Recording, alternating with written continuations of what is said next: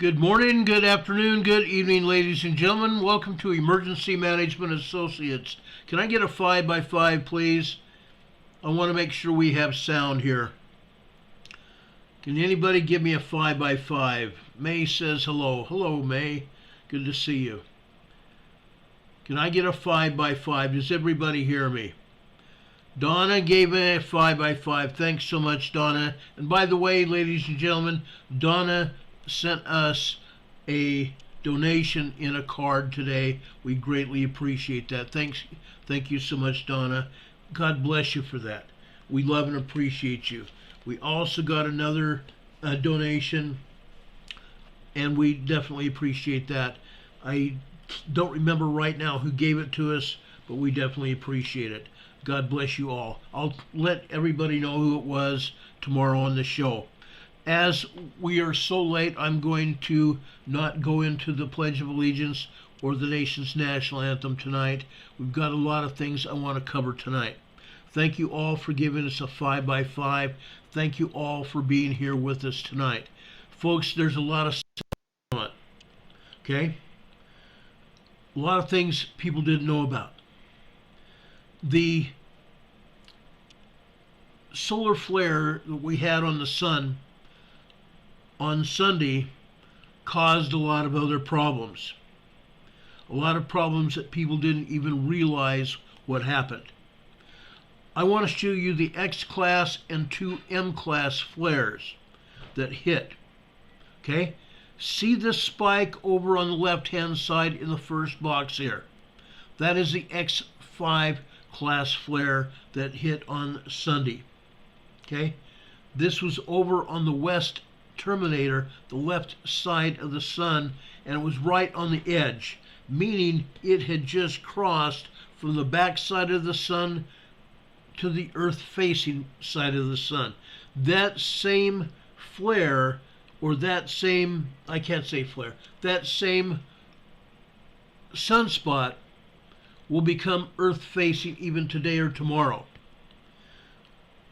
We've already had an X5. We might even get something else out of it. But at the same time we had that X5, look what else we had later Sunday afternoon. We had 2 M-class flares as well. Serious M-class flares. Now, guys, I'm not going to downplay the M-class. I'm not going to do that. They are serious flares as well. But I wanted to show you what actually happened. We have had a lot of plasma radiation hitting the Earth. It is hitting the Earth today. The first spike hit on Sunday afternoon after the first X5 hit or lit off. The rest of that plasma radiation reached the Earth today. We've had high frequency radio transmissions blacked out again today. High frequency radio transmissions over the Pacific Ocean and over the United States. High frequency radio communications is cut out. Air to ground plane communication. Ground to space station communication. Both NASA and Roscosmos. What else has happened? Fire, police, and paramedic communication has been sporadic, been interrupted. And ham radio communication has also been affected. Television communications. Have any of you looked when you are hooked up to satellite or television communication via cable or even your antennas? You've had some interference, haven't you? You've had snow. You've had interference where the signal was cut off. That is exactly what happened when this X-flare released. We're hearing and seeing the flare still hitting the Earth today. Communications blackouts. Now, it's not going to let up for a little while. This communications interference is probably going to last for the next 24 hours. Then we probably will also have more CMEs, coronal mass ejections.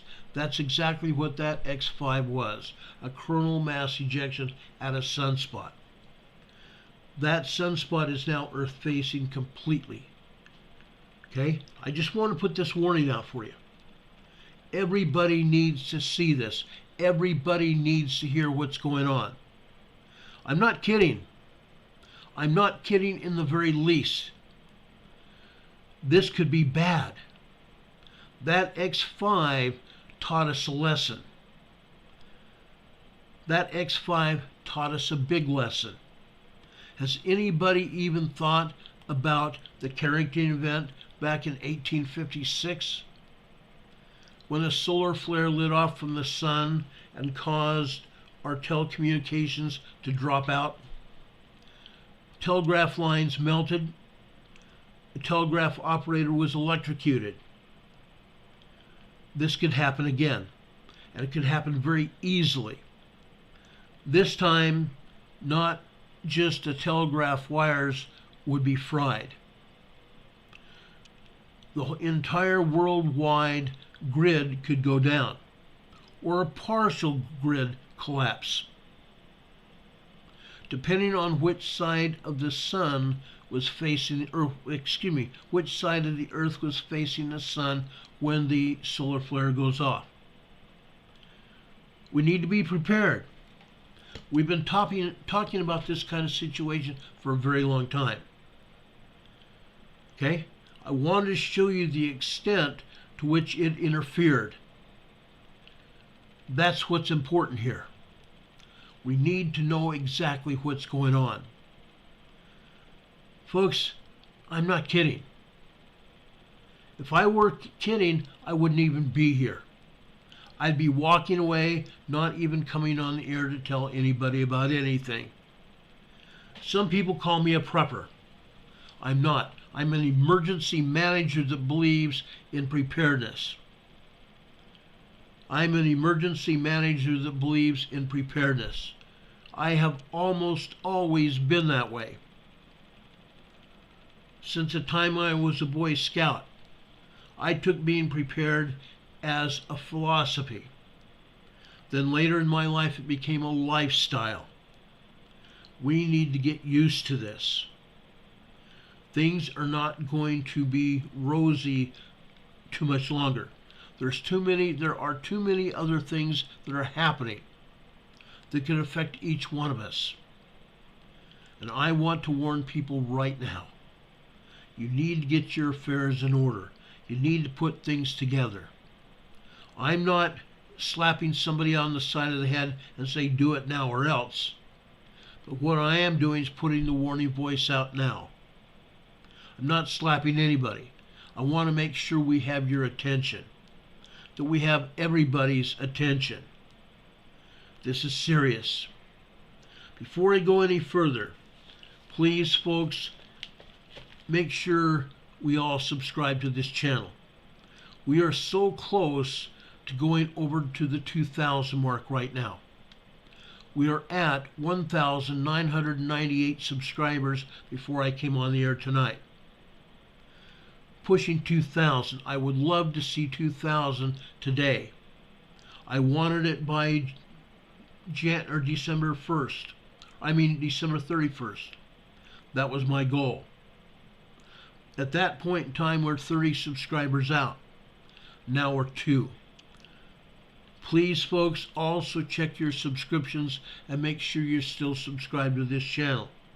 YouTube continues to unsubscribe people right and left. They do it for their own personal gain. They do not like me, and I really don't care. I don't care what they like. My message to everybody is be prepared. It's not a Boy Scout slogan, it's a lifestyle now. We're in a position right now in our lives, in our politics, in our world, where if you're not prepared, you're not going to survive. I'm not threatening anybody. I'm just telling you, and I'm giving you reality. At any point in time, things could happen. And they will. The government could yank our money right out from underneath us. Fact. There is an organization that most of us have been battling, well, actually several organizations that most of us have been battling for several years now. Those organizations have done their darndest to whip us into shape to what they want us to do. This organization right here, please do not put this in the chat. YouTube doesn't like this word. These people here want to completely control us. They want access to each one of our medical records, to control us, to tell us when and when not to go to the doctor, what things we have to have in terms of medical care. They're going to tell us what we can do and what we can't do. They don't care.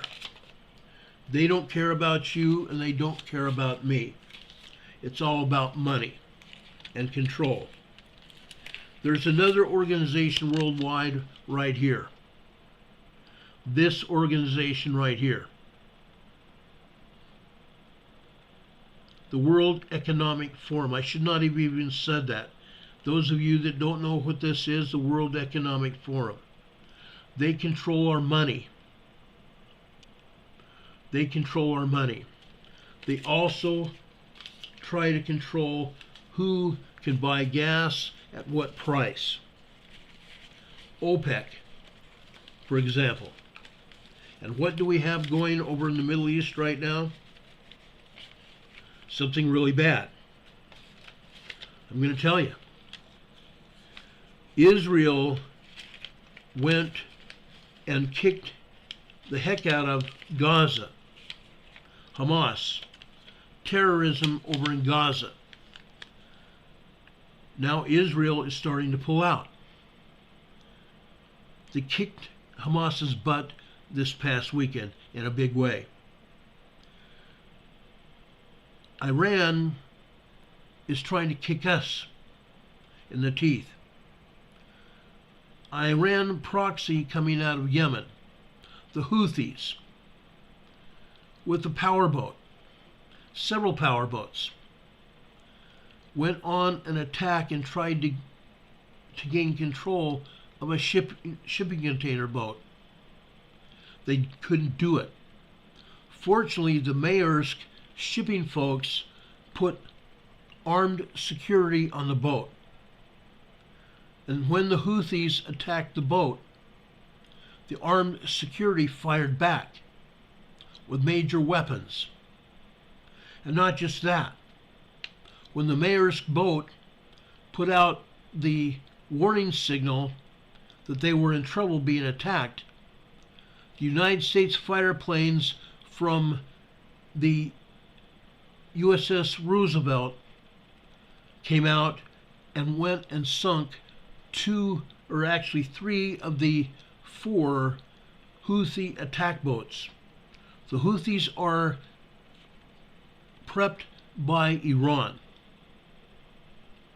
Okay? Prepped by Iran. The United States military Navy planes attacked those patrol boats and knocked them out. The 4th boat turned tail and ran. There's a lot going on over there in the East Mediterranean and over in the Red Sea. The Middle Eastern countries of Turkey and Syria don't want us going over into the Red Sea. They don't want the British boats in the Red Sea either. They denied us entry to the Red Sea yesterday and on Sunday.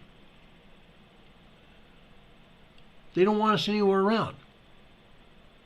Now Russia's gotten into the fray as well. Russia is picking up the pieces over there in the Red Sea. They don't want us there. They're going to keep us out. A lot of stuff's going on politically in the world. We are on a tenuous footing here. Gas, both natural and petrol, are in the loop here. 4 years ago, we had nothing to worry about when it came to natural gas or petrol. The United States was self-sufficient. Under this present president, we're not self-sufficient anymore. We're depending on the Middle East petroleum-rich countries, Saudi Arabia and OPEC. OPEC being the organization that controls all the other nations over there in the Middle East. It's not good. It's just not good. Now, folks, there's more I want to talk to you about tonight. One more organization that we have to deal with. This organization right here. Again, please do not put this in the chat.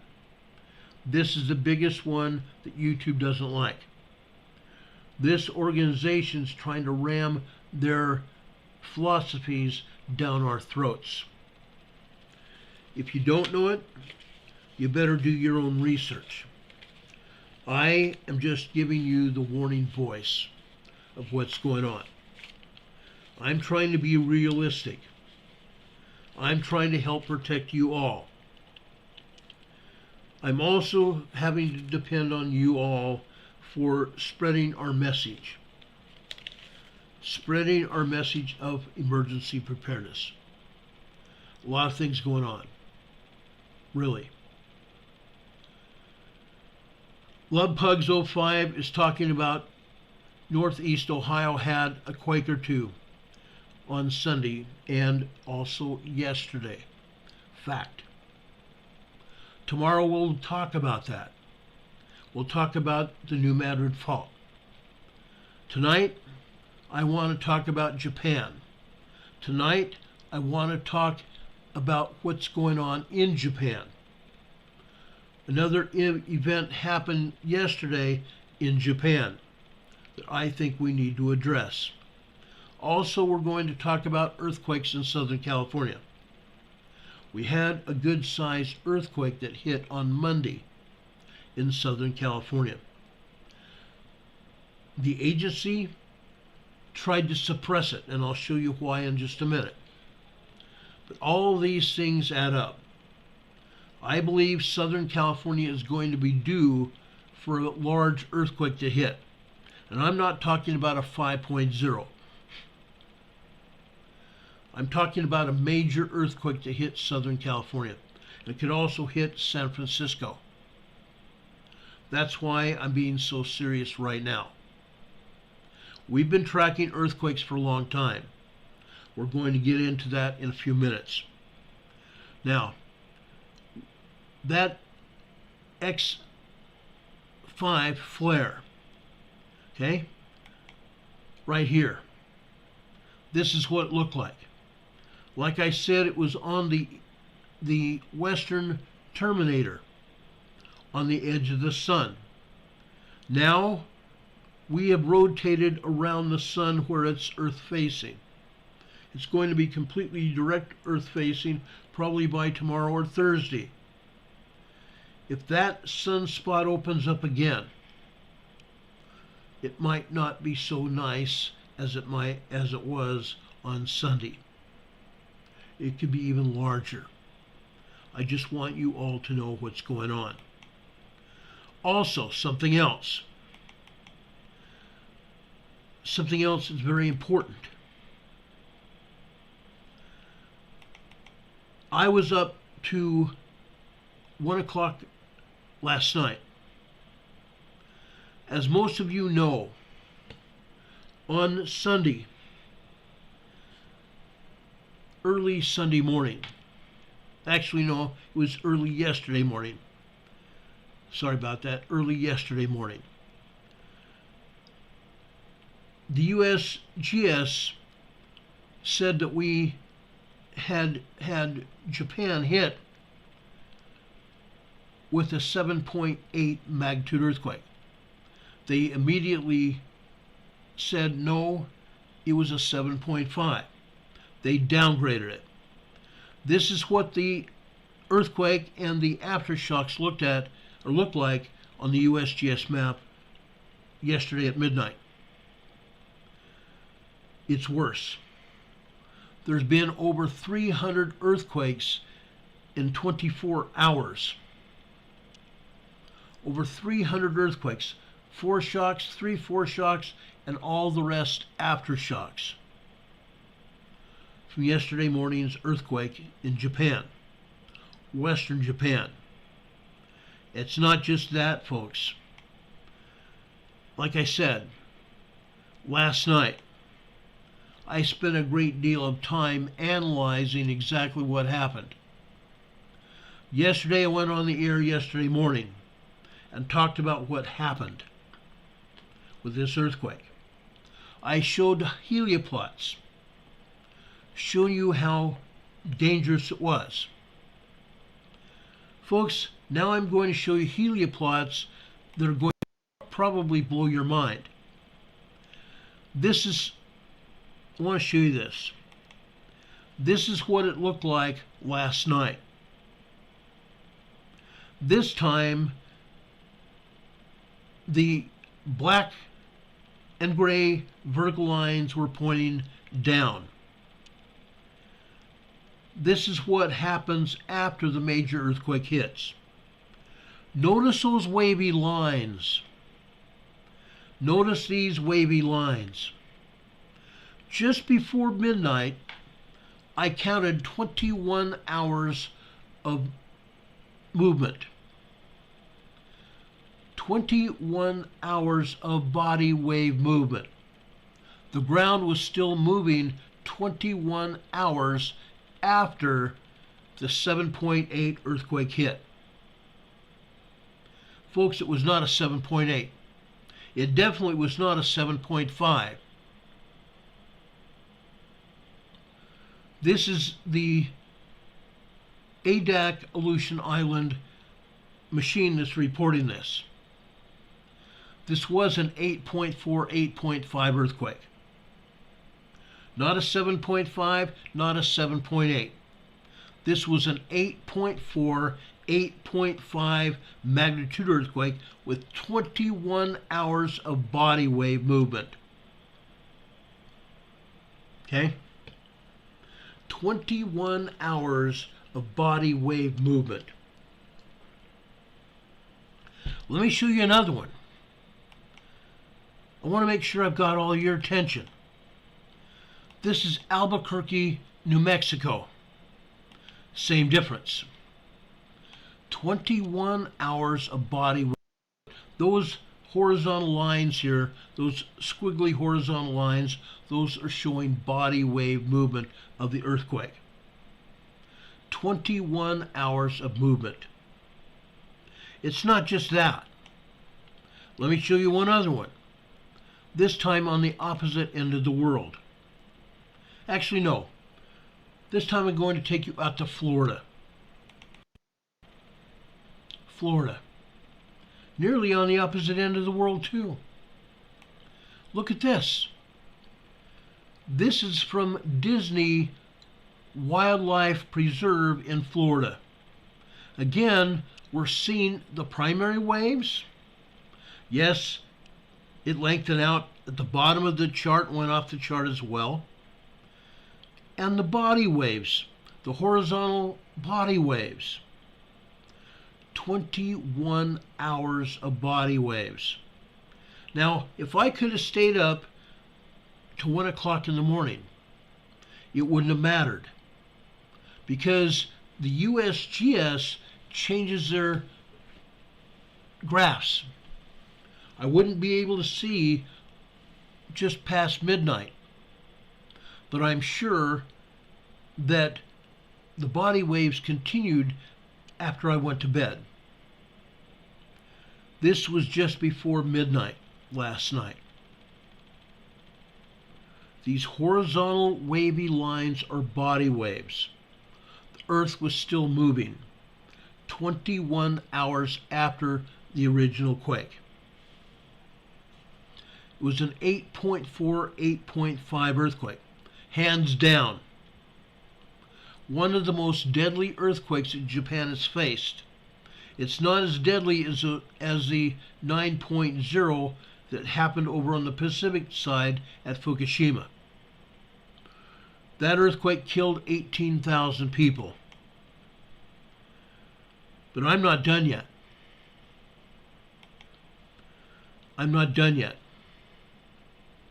As earthquake hit Western Japan, those earthquakes have left 55 people dead and damaging thousands of buildings, vehicles, and boats, with officials warning people in some areas today to stay away from their homes because of a risk of more strong earthquakes.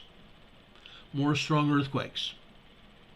5.0, 5.5 earthquakes are still hitting there. Aftershocks continue to shake Ishikawa Prefecture. Ishikawa Prefecture is that peninsula over on the western side of Japan that got hit yesterday. Aftershocks are hitting that area and other nearby areas a day after the major earthquake hit. Slammed it. Earthquake slammed Western Japan yesterday afternoon. Japan time. The 8.4, 8.5 earthquake happened at 4:10 p.m. Japan time, local time. Quitting time. 48 people were confirmed dead in Ishikawa.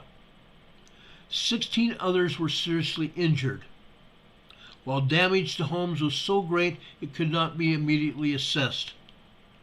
No joke. No joke at all. It's bad, guys. It's bad. Let me see if I can play this video for me, if it will let me play it. No, it's not going to do it.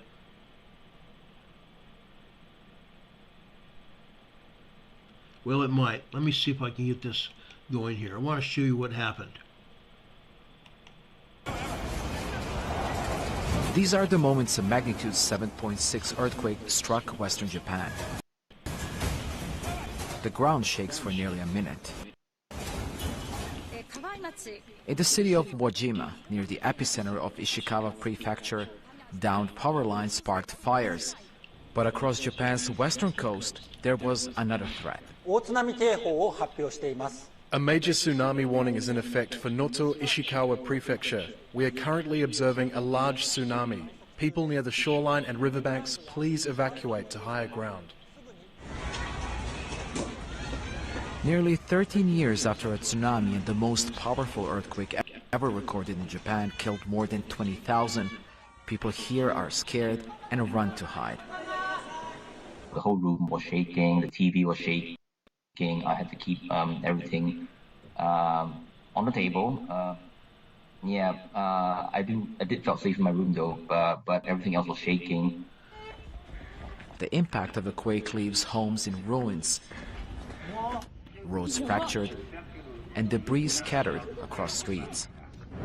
That prompted concerns about the safety of nearby nuclear power plants, played down by Japan's nuclear watchdog. There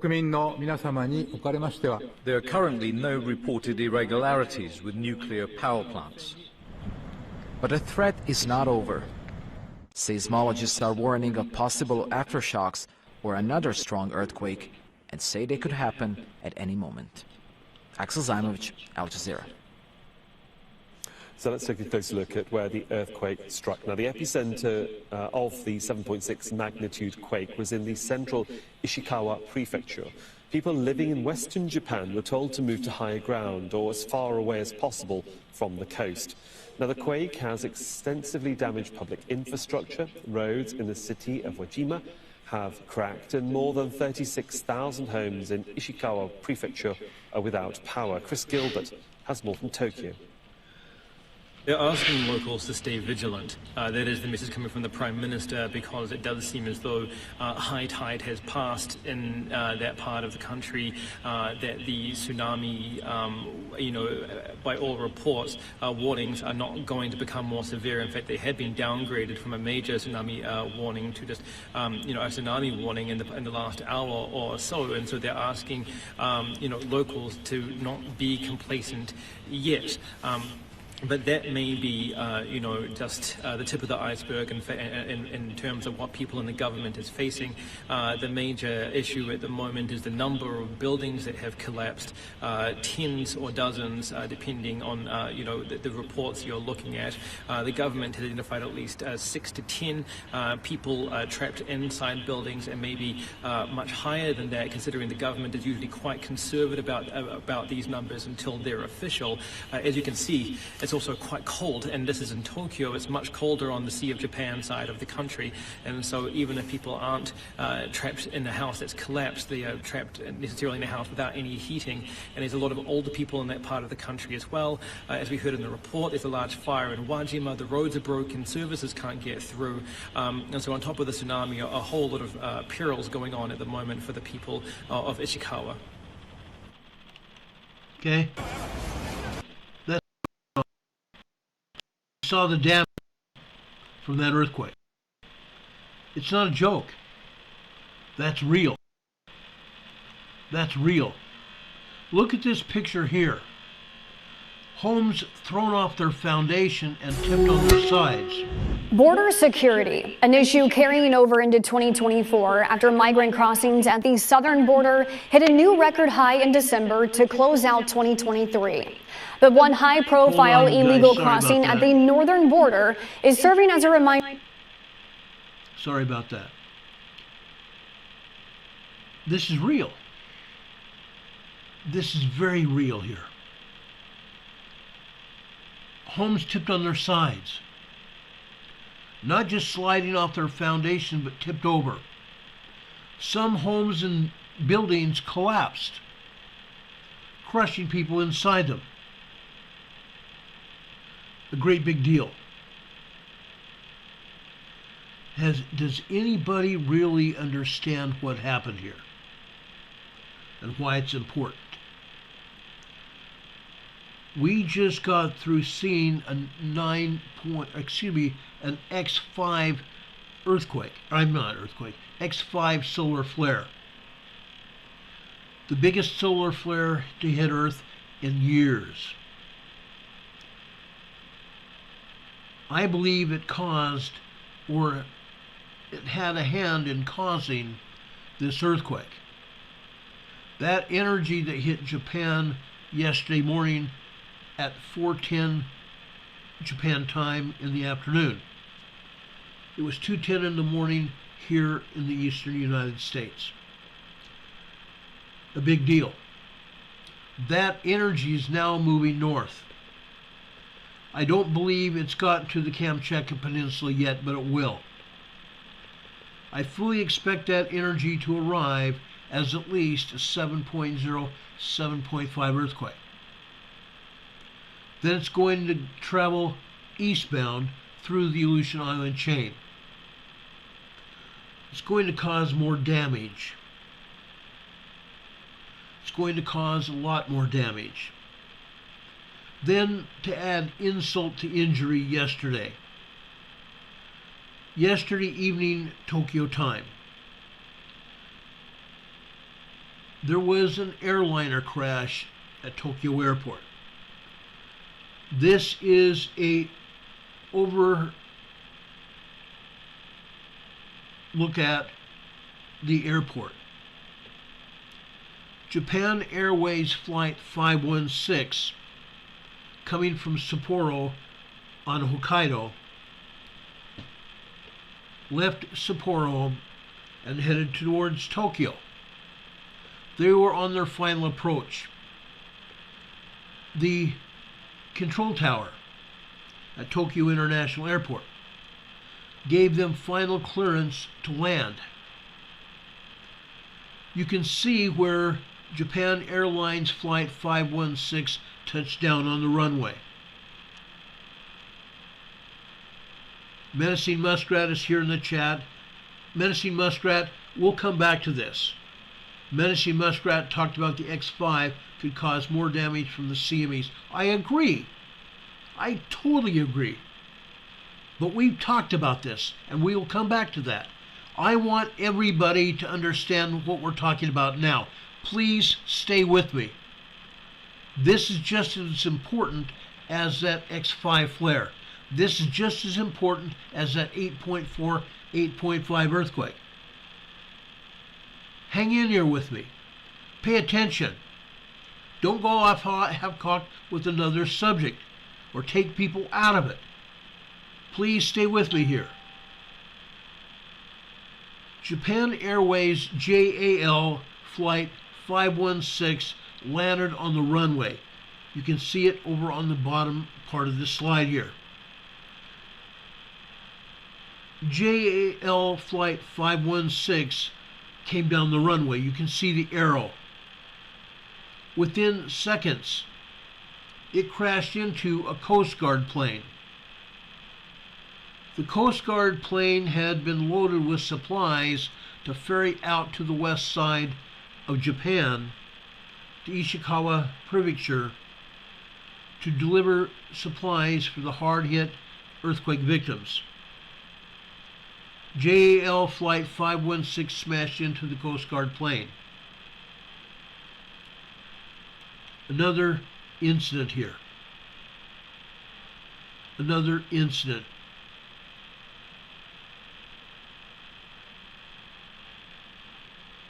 Every passenger and every crew member from that plane was evacuated without incident. Some of them had very minor injuries, but they evacuated the plane. The wreckage was pushed from that location where it hit the Coast Guard plane, and it was carried over down the runway to where you see the wreckage arrow up near the top of this diagram. A huge fireball erupted at impact with the Coast Guard plane.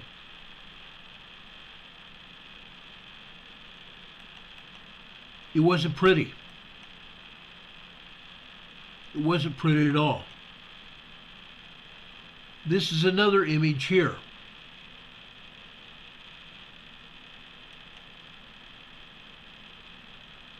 Another image here.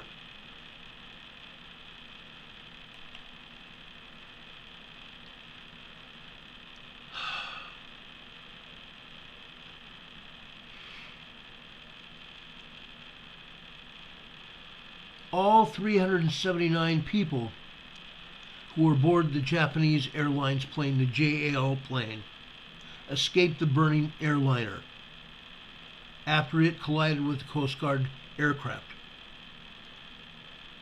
5 of the 6 crew members of the Coast Guard plane were killed.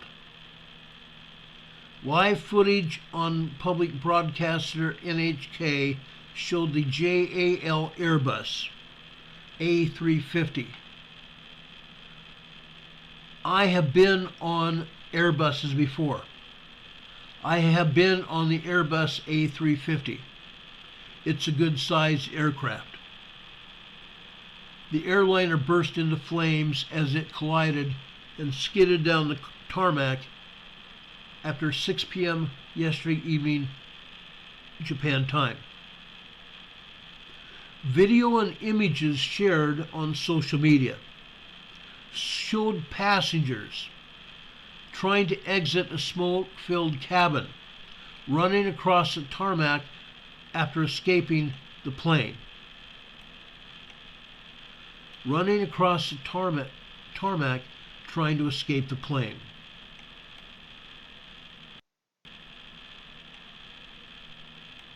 There's a better picture of that. Sorry it was so big.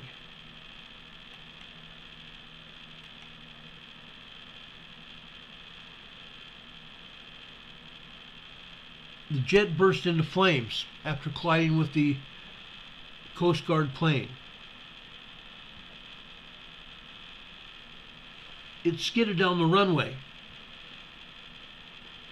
Video and images shared on social media showed passengers shouting inside the plane's smoke-filled cabin, running across the tarmac after escaping an evacuation slide.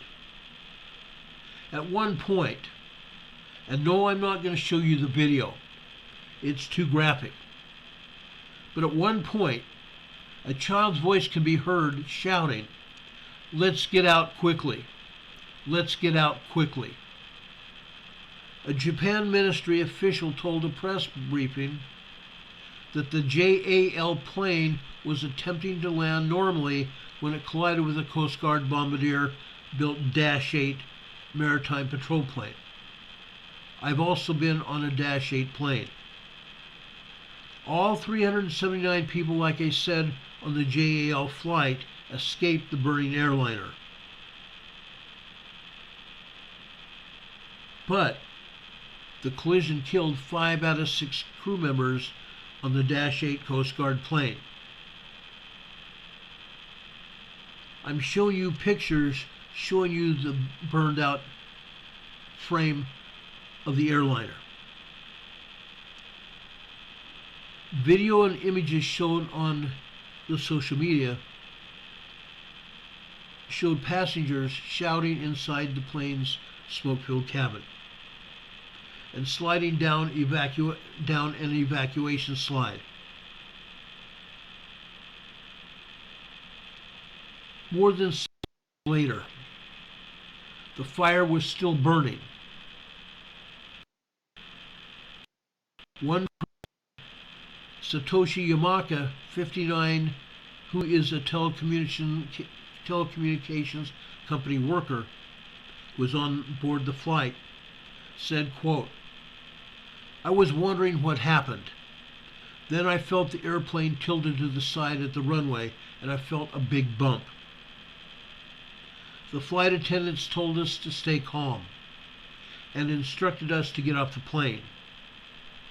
14 people in the passenger plane were injured. None of the injuries appear to be life-threatening." The Transportation Minister, Saito, S-A-I-T-O, confirmed that the 5 Coast Guard aircraft crew had died, while the 39-year-old captain of the plane escaped but was injured. A ministry official told a press briefing this morning that the JAL plane was attempting to land normally when it collided with the Coast Guard Bombardier Dash 8 plane on the runway. There have been no reports of engine or other problems with the airliner before the landing. The Coast Guard said its plane was headed to Niigata on Japan's west coast to deliver aid support to those that were caught up in the powerful earthquake that struck on New Year's Day, killing 55 people. A JAL official told the press briefing that it was the airline's understanding that the flight had received permission to land, although those exchanges at flight control were still under investigation. The investigation is ongoing. The jet burst into flames after colliding with the Coast Guard plane. Aviation experts around the world are praising the evacuation miracle. 5 people in the Coast Guard plane killed. Coast Guard plane was destroyed. The airliner was destroyed. Just a black hulk today sitting on the runway. Live footage on NHK TV showed the moment when the plane burst into flames and then skidded off down the runway. Bad. Bad.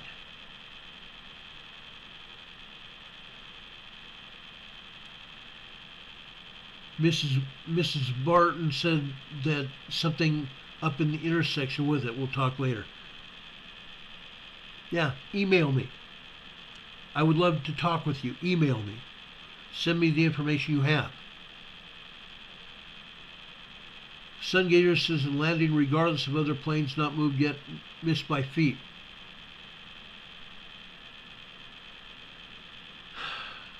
It's bad.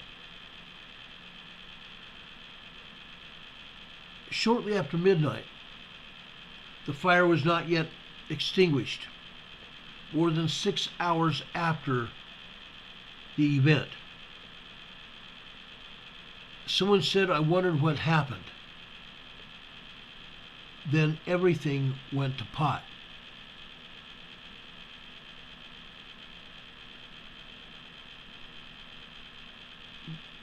What can I say?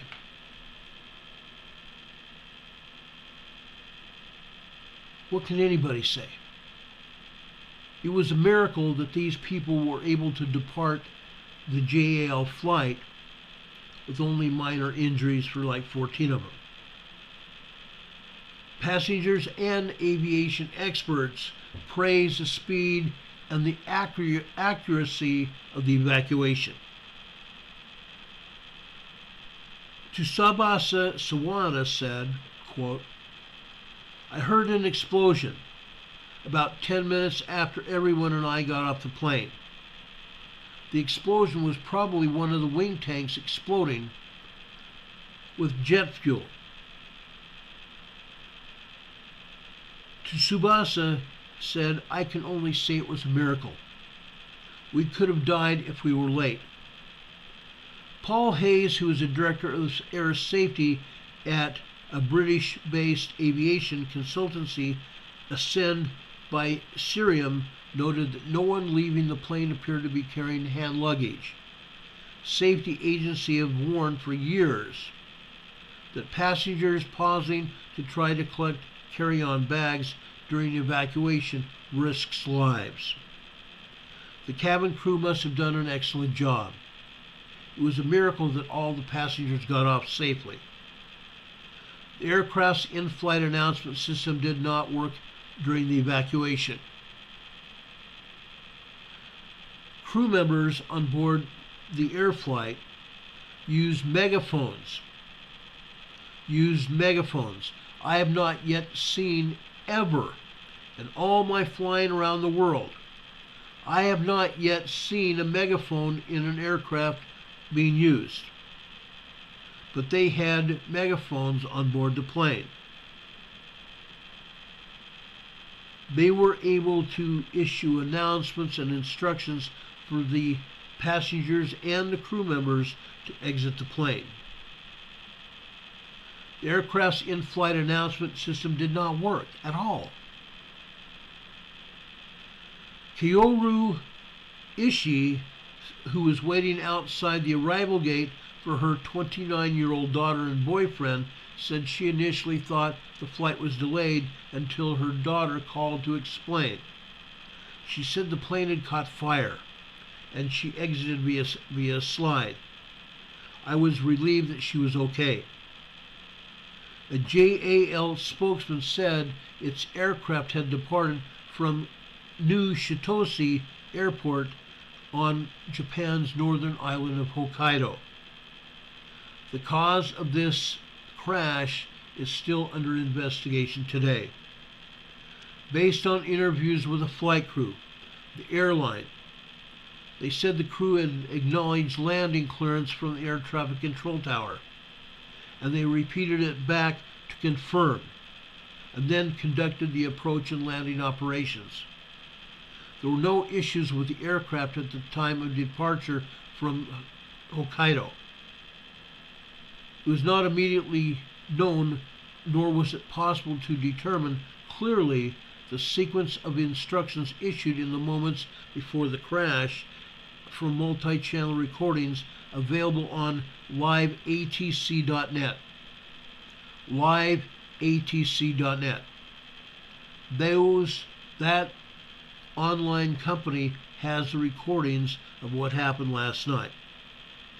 Air traffic control monitoring website captured a controller telling all approaching the pilot shortly after the impact, "Airport is closed. Airport is closed." Transport Minister Sato said The cause of the accident was unclear, and the Japan Transport Safety Board, just like the ATSB here in the United States, and other departments are going to continue to investigate this incident. The Japan Transport Safety Board, the JTSB, said it has launched an investigation to be joined by representatives from France that made the Dash 8 plane, and Britain, where its two Rolls-Royce Trent XWB engines were manufactured. Airbus said it was also sending technical advisors.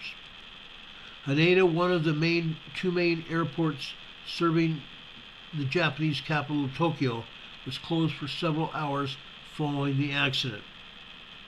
The Transport Ministry said that 3 runways had now resumed operations early this morning.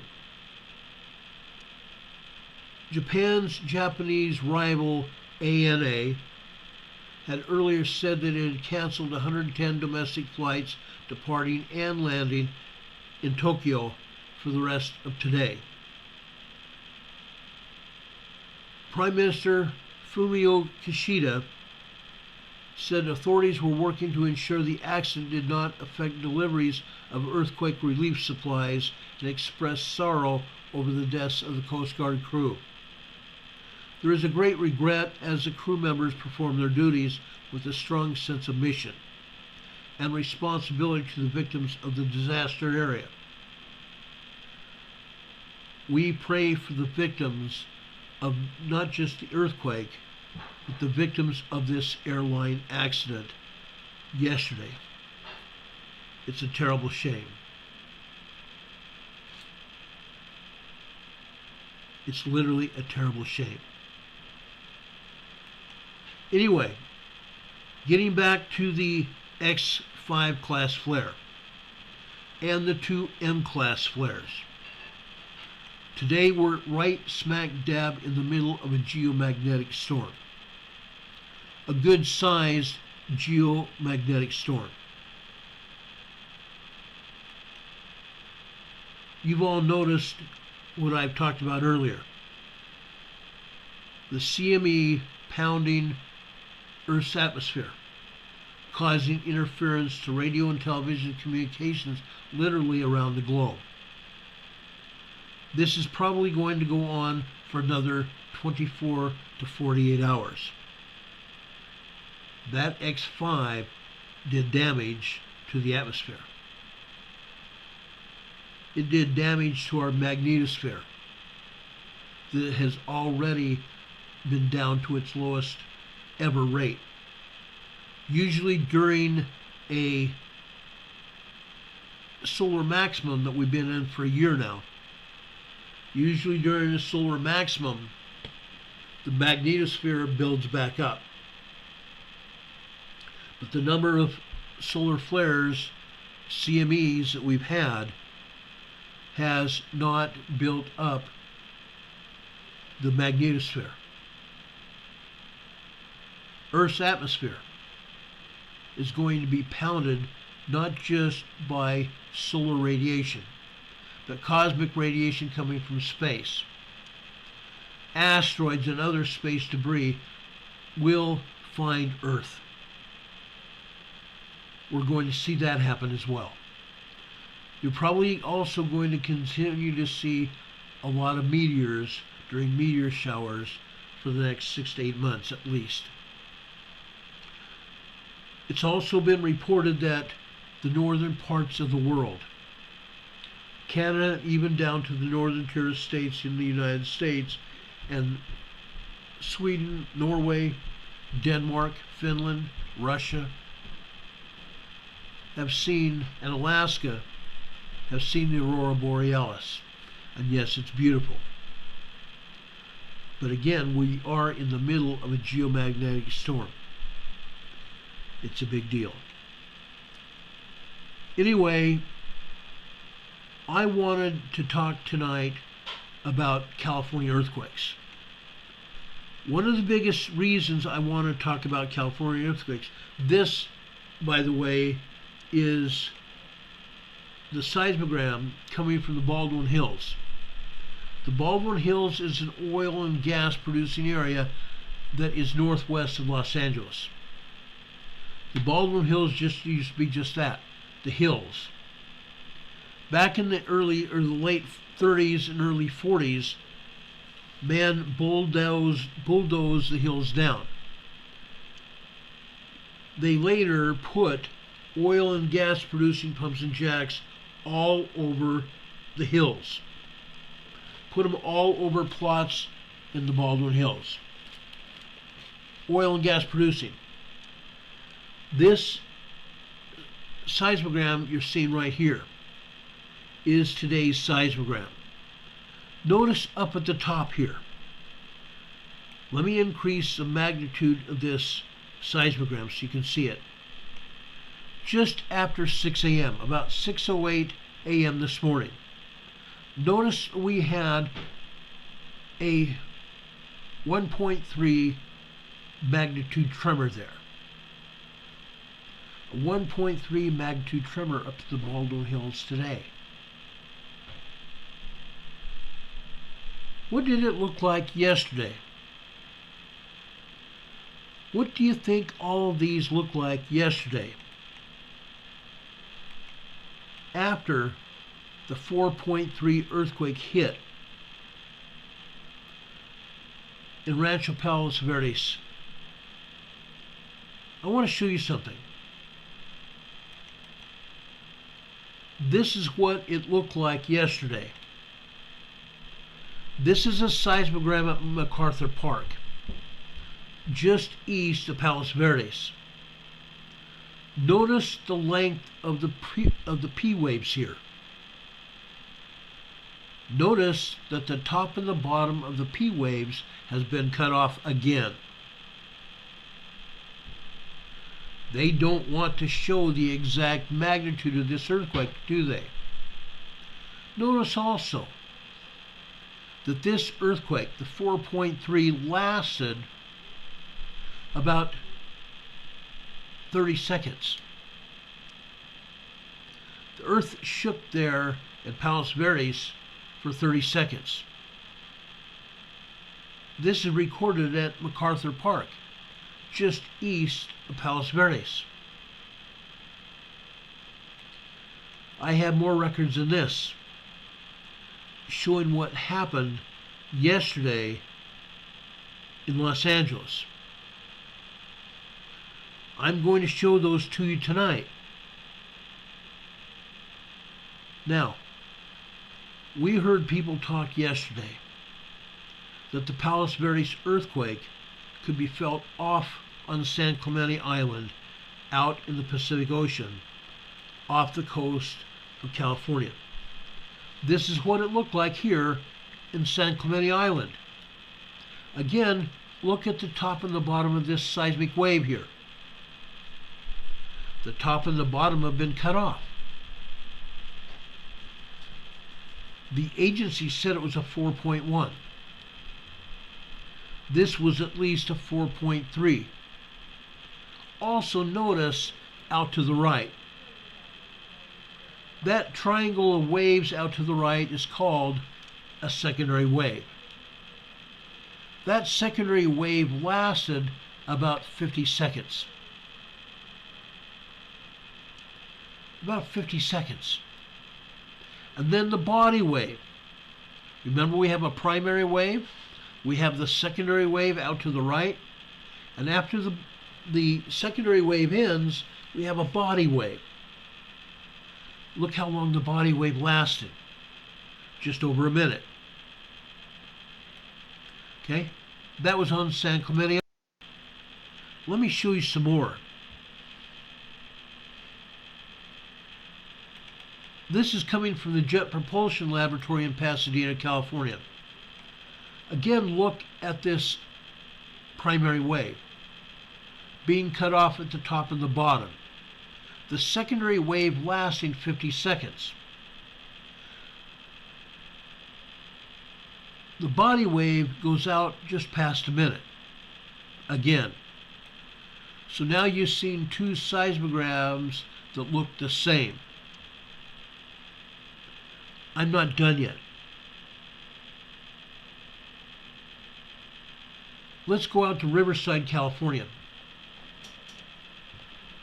It is said that out in Riverside, the people in Riverside felt this earthquake. This is what the seismogram looked like yesterday morning out in Riverside, California. It only shows a couple P waves going. Then it still shows the secondary wave off to the right. And then it still shows the primary wave after that. Riverside, California. I'm not done yet. So I showed you JPL. I showed you MacArthur Park. I have not yet gotten to Palos Verdes yet, but I will. San Clemente. San Clemente Island. Basically the same thing. Top and the bottom of the wave cut off. Showing you the secondary wave and the body wave here. Let's keep going. This is in Los Angeles here. Santiago Peak.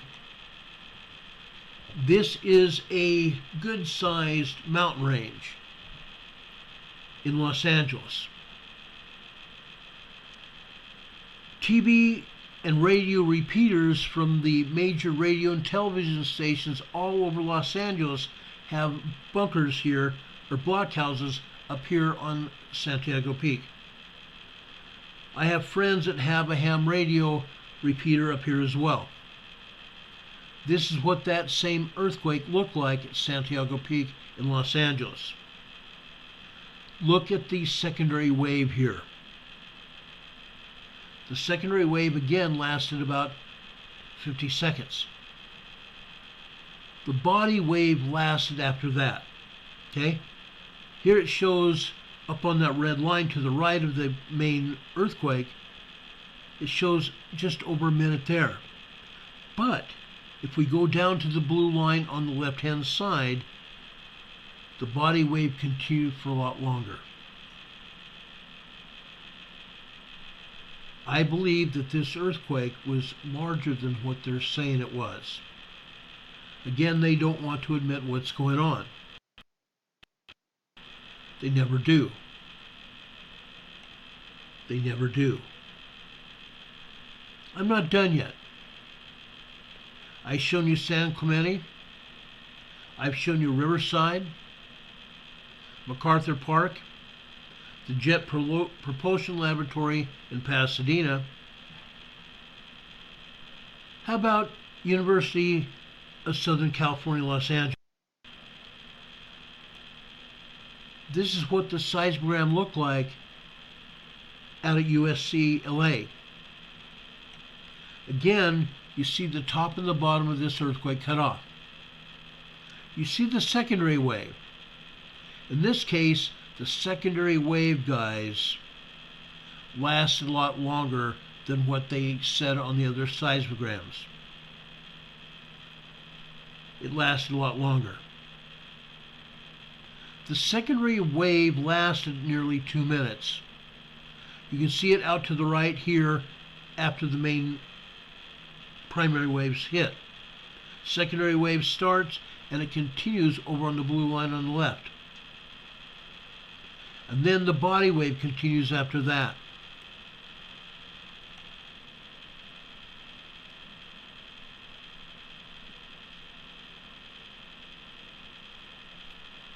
Mrs. Burton, if your son and daughter-in-law live over on the east side of Japan, I'm sure most of Japan felt that earthquake. But if they lived over on the east side, they're in a better situation than they would be if they were on the west. I hope you hear good news from them within the next short while. God bless you and your family. Getting back to what I'm talking about here. I've shown you a lot of definite issues here. Why am I showing you all this? Because, folks, in order to know what's going on, you have to be shown data. This is what it looked like over Rancho Palos Verdes yesterday morning. See that black wave here? Black primary wave here over on the right hand side. Look what they've done here. They're not showing hardly anything going on here. They have doctored this.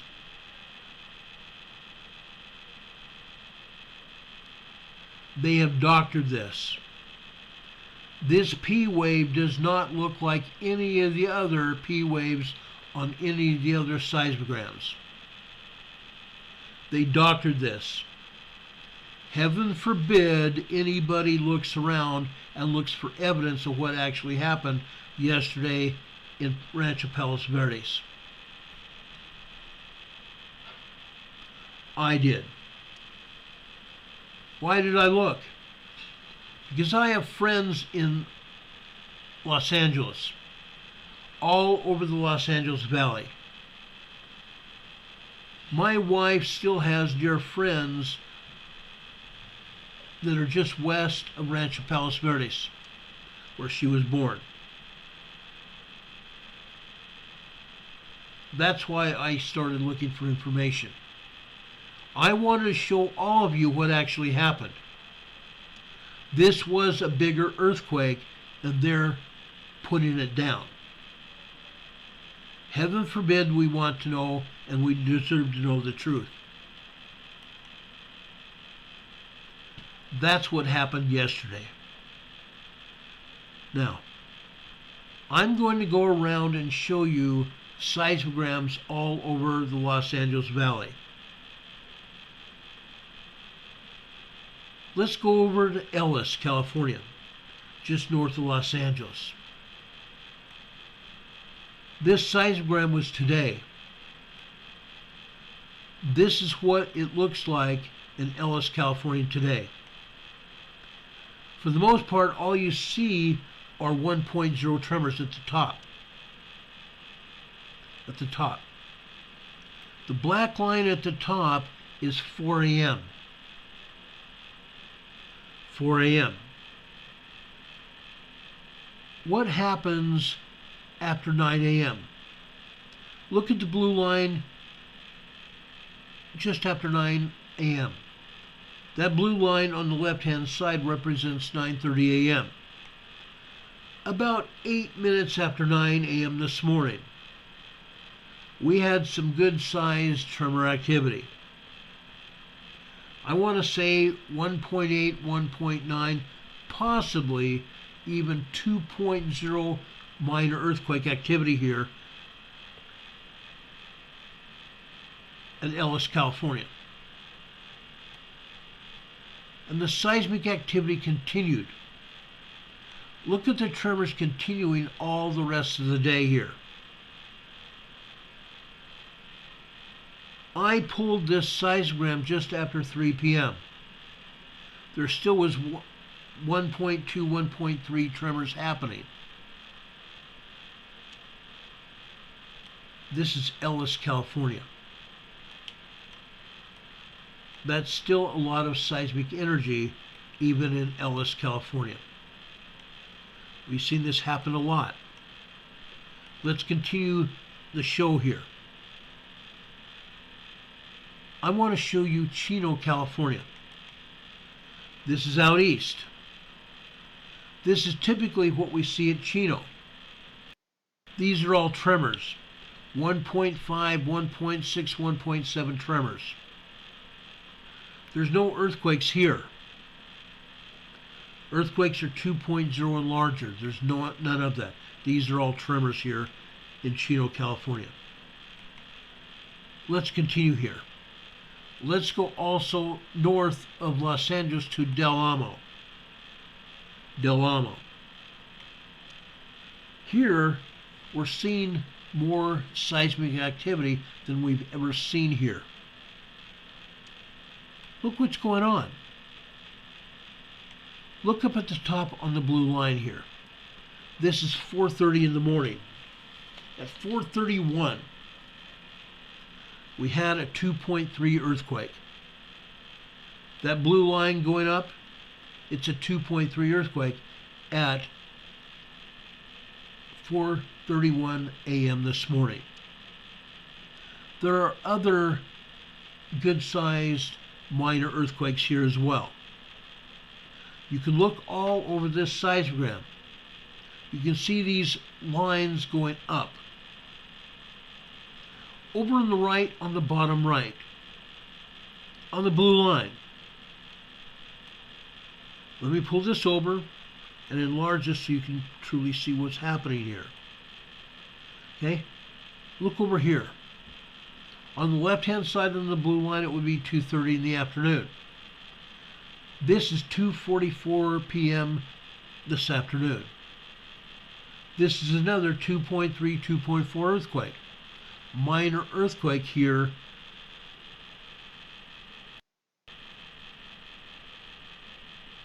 in Del Amo. This, like I said, is the most seismic energy that we've seen in Del Amo since we've been talking about Southern California. Seismic energy is ramping up in Southern California. Let's continue here.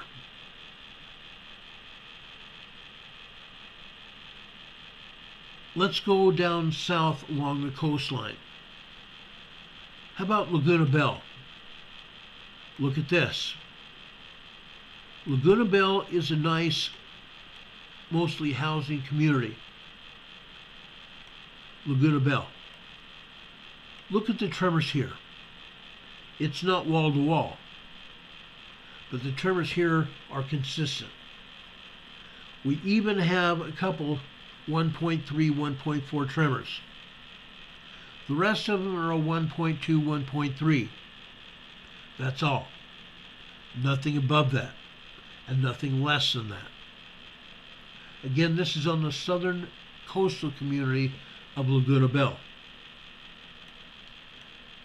Let me show you around a little bit more, just to give you an idea of what exactly is going on here.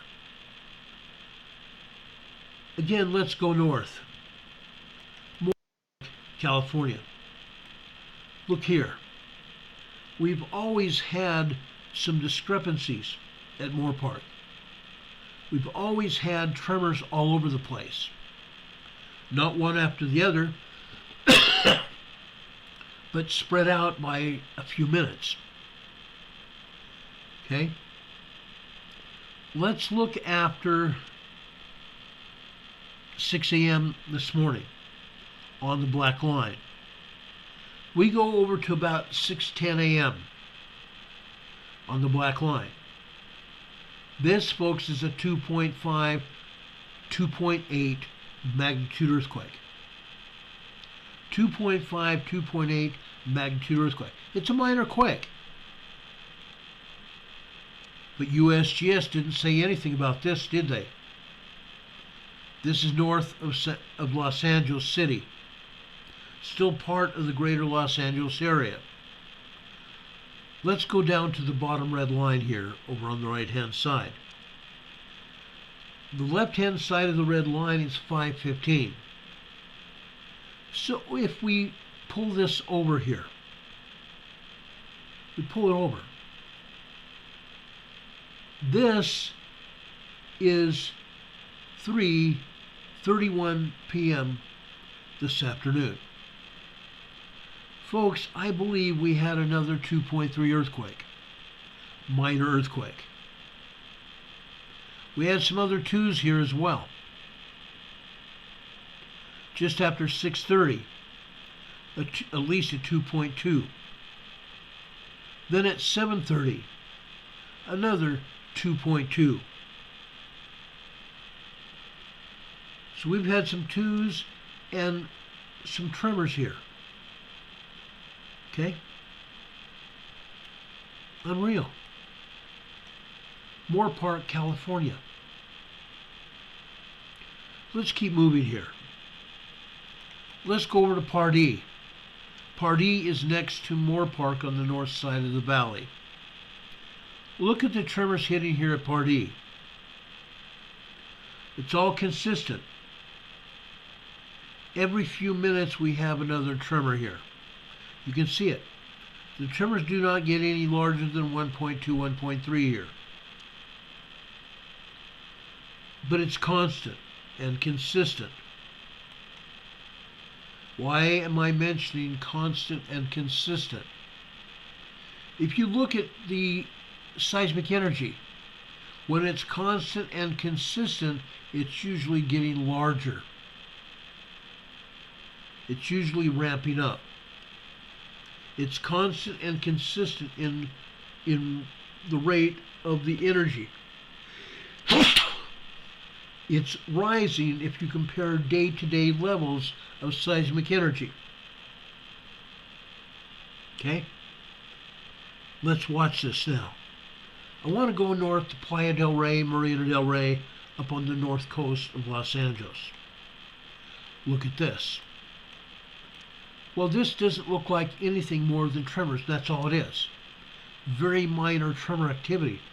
It's ongoing. It does not slow down. It's not inconsistent. It's constant.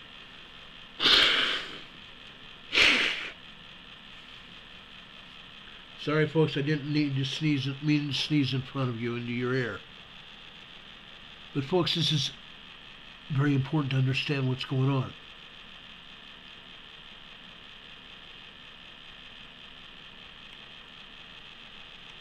Richard Smith says another 4.0 moderate earthquake hit west side of Japan. That's going to happen. This was an 8.4, 8.5 magnitude earthquake on the western side of Japan. Major earthquake. This seismic energy that we're still seeing there, it's going to last not days but months, if not even years. Years. Okay? That's what we're going to see. Let's continue here in Los Angeles. Let's go over to Santa Monica Field. There's a civil aviation airport there. All we're seeing here is very minor 1.0 tremors. And occasionally just a little bit more than that, maybe 1.1. That's all. Okay? So over on the north side of Los Angeles, it's copacetic. Fairly quiet. Let's see if that continues now. Let's go over to Rinaldi. Okay? This is northeast of Los Angeles City. Rinaldi. Look at these. 1.1, 1.2 tremors, and occasionally a 1.3, 1.4 tremor as well. If we go down here at about 8, I want to say 8:11, 8:12 this morning on the middle right side of that black line, you're seeing 1.3 tremor there. 1.3 tremors there. It didn't get big time, but we're showing tremor activity here. Okay? Rinaldi. I want to go over here now and show you another one called Rio Hondo. Look at this. Just like we saw on that other seismogram a few minutes ago. Look at the tremors ramping up here. Earlier this morning, between 4 and 6 a.m., things were fairly quiet. 1.1, 1.2 tremors, and that's all. Then, after 6 a.m., it starts ramping up. 1.3, 1.4 tremors. Then, at about 10:30 this morning, over on the right on the blue line, it's in the center of the seismogram here, guys. 10:30 this morning on the blue line. Look how thick that blue line is. big time tremor activity. It increased 1.3, 1.4 tremors all over here. Then this afternoon, it got big time 1.3, 1.4 tremors this afternoon at the bottom of this seismogram. 1300 is 1 o'clock over on the left-hand side. Even as early as 10:30, we saw the size of the seismic energy grow. Okay? Los Angeles is building up. Don, you're so funny. Don Patoga is one of my dear friends who lives in Salt Lake City. Don made a joke about my sneezing. Says it didn't splash through the speaker on all good. Don, you're crazy. You're so doggone funny. I appreciate you, brother. I appreciate all of you. You guys are awesome. Anyway, guys, this is important. Seismic energy all over Los Angeles is growing. It's growing. They don't want us to see what's going on. Let me show you Los Angeles down at the county city building in LA. Look at this. Again, this is at the main government building in LA. It shows us almost nothing. At the most, 1.1 tremors. 1.1 tremors, that's all. Yes, it goes 1.0, 1.1. What happened? What happened? Why are they not showing seismic energy growing in Los Angeles? Heaven forbid they want to be truthful with the public. You know, this is what I'm talking about. This is exactly what I'm talking about. I want to show you over by Disneyland, Anaheim, California. This is light height. This is light height. Seismic energy has been building over here at light height, Anaheim, and also over at Long Beach. I'm going to show you Long Beach in just a minute. Look at this, guys. Here it's not just 1.2 or 1.3. At the top of this it is. But look what happens almost immediately after 4 a.m. It gets larger and larger and larger. Look what happens down here at the blue and the red line here at the bottom. The line here on the left-hand side is 3:15 p.m. Look at the lengths of those seismic waves after 3:15. Over on the left-hand side on the blue line, this is 3:30 on the left-hand side. We only see it out to 3:06 p.m.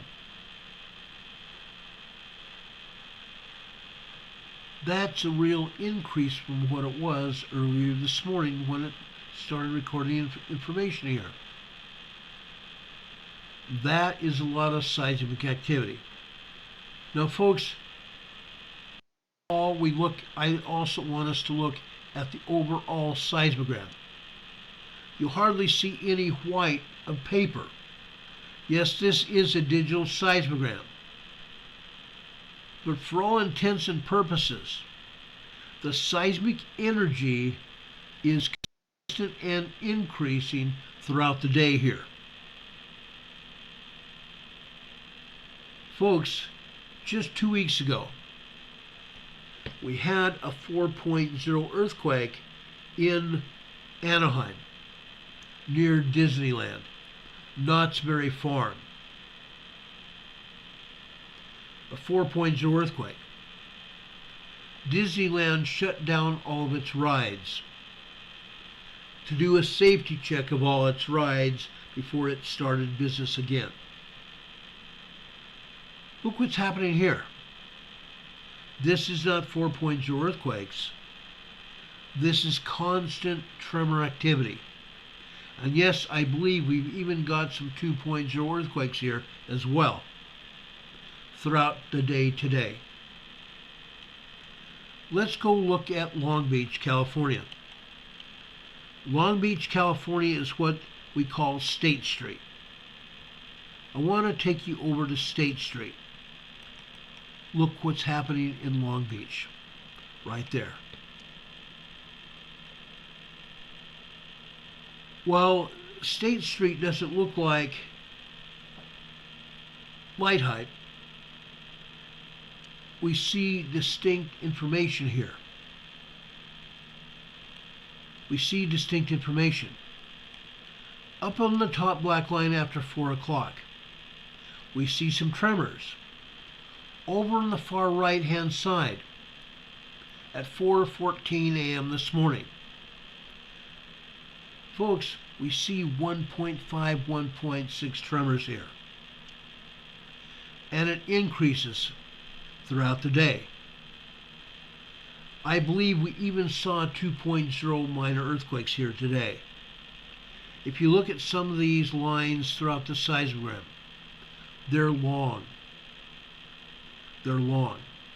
The bottom parts of those lines doesn't show because of the seismic activity after that earthquake, after the other seismic activity occurred.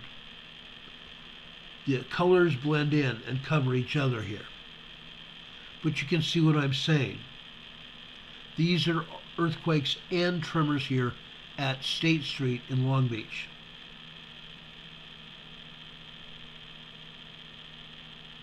Incredible. Incredible. You can see what I'm saying here. In the past here at State Street and over at Light Hype in Anaheim, we have had top to bottom, side to side color. We've had earthquakes. For the most part, we have tremors and only a handful of earthquakes, minor earthquakes here. Why am I talking about minor earthquakes? Because yesterday they allegedly said that we had a 4.1 over in Rancho Palos Verdes. That was not a 4.1. At first I said it's not a 4.1, it's at least a 4.3. I'm going to tell you folks, it was probably a 4.8, 4.9, even a large earthquake. It was felt over a long area, all the way down to La Jolla in San Diego County. All the way down to La Jolla in San Diego County. I'm just telling you. Over in Mariloma. Mariloma is just south of Loma Linda Medical Center area. South of Loma Linda. Look what we're seeing here. These are nothing but 1.0, 1.1, 1.2 tremors here. I believe we have some 1.3 tremors as well, but nothing more than that. Loma Linda. We have had 2.0, 2.5, and even 3.0 earthquakes here at Loma Linda in the past. A lot of them. It's very busy there, isn't it? It's very busy all over Los Angeles area, the greater LA area. Now, let me show you a couple more here. I want to go over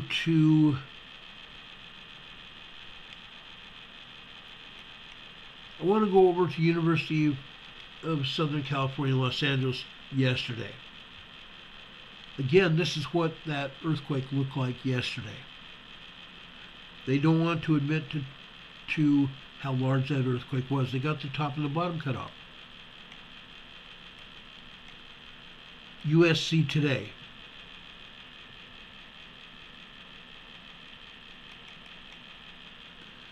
This is what USC looks like today. Nothing but tremors. Up at the top and going minute by minute, every 15 minutes. Each horizontal line here represents 15 minutes of time. Going every 15 minutes, you see 1.0 tremors. 1.2, 1.3. Folks, we go down here after 9 a.m. this morning. 9 a.m. this morning, we have at least a 1.8, 1.9 tremor on the black line here. On the black line. 9:01 a.m. this morning. Close to a 2.0 earthquake. Close but no cigar. We see some other tremor activity trying to kick it up, but it doesn't. All over Los Angeles, seismic energy is moving, literally all over.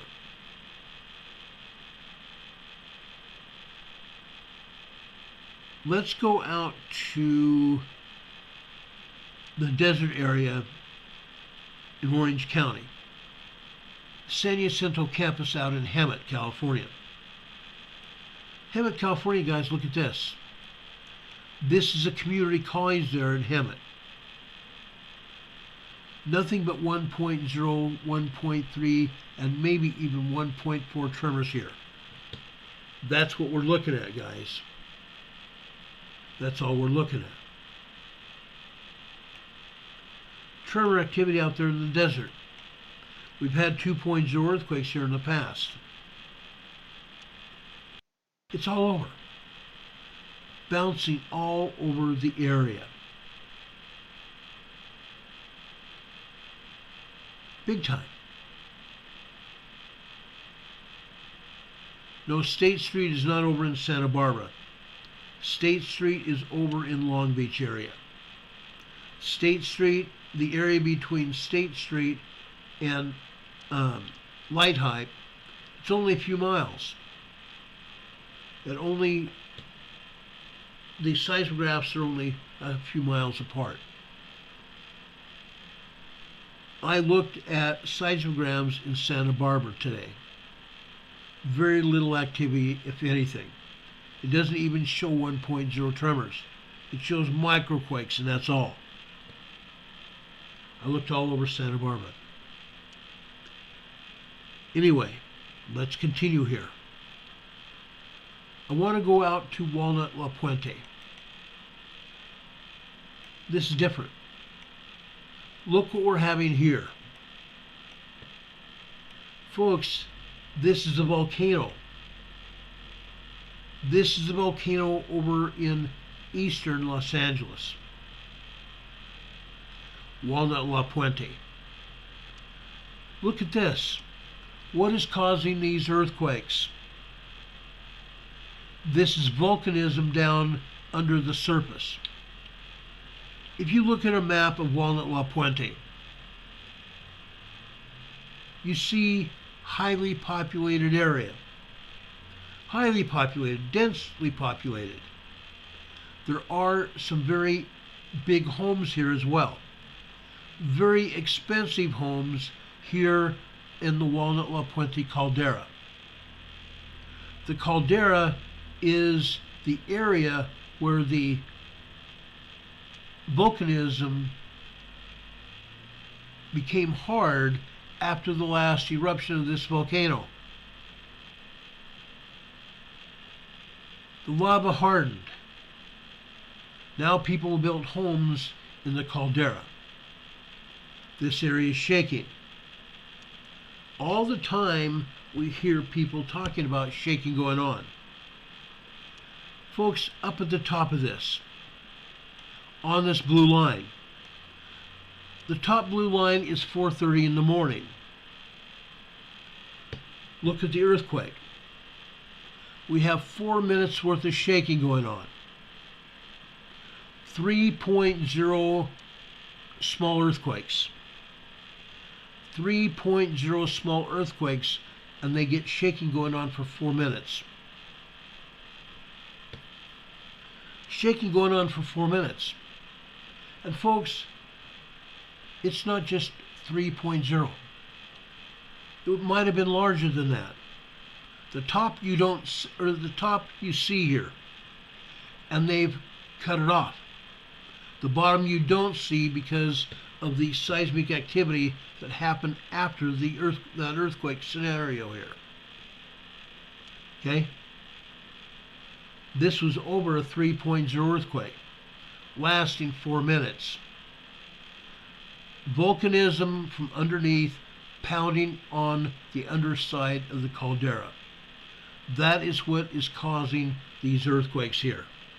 Yes, there's tremor activity too.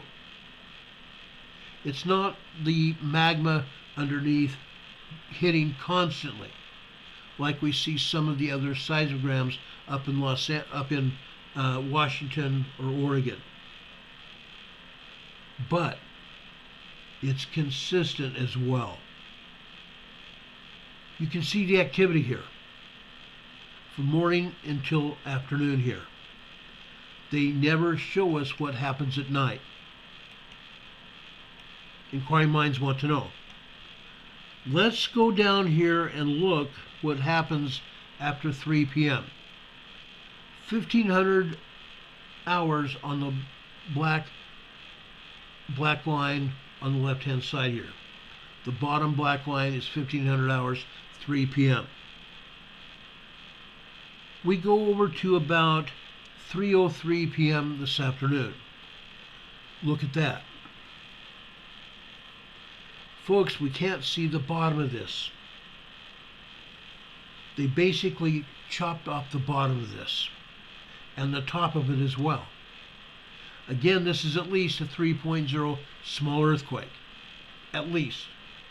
It could be 3.3, 3.5 for all we know. But they've hidden information here. You can see it. Throughout the entire day, they hid the information. Earthquakes lasting anywhere from 2 minutes to 4 minutes. Throughout the entire day. Above this black line here, on the green line, you see an earthquake that lasted nearly 5 minutes. Earthquake that lasted nearly 5 minutes. Again, the top line has been partially cut off. We don't know for sure how strong that earthquake was, but this is at least 4 to 5 minutes long here on the green line. It's a volcano. It's a frickin' volcano. Los Angeles County. Actually, I think this is Orange County. Folks, does anyone in Los Angeles need to be worried about what's going on? I think so. I really do think so. Before I go over further south to Imperial County, I want to go over to San Diego.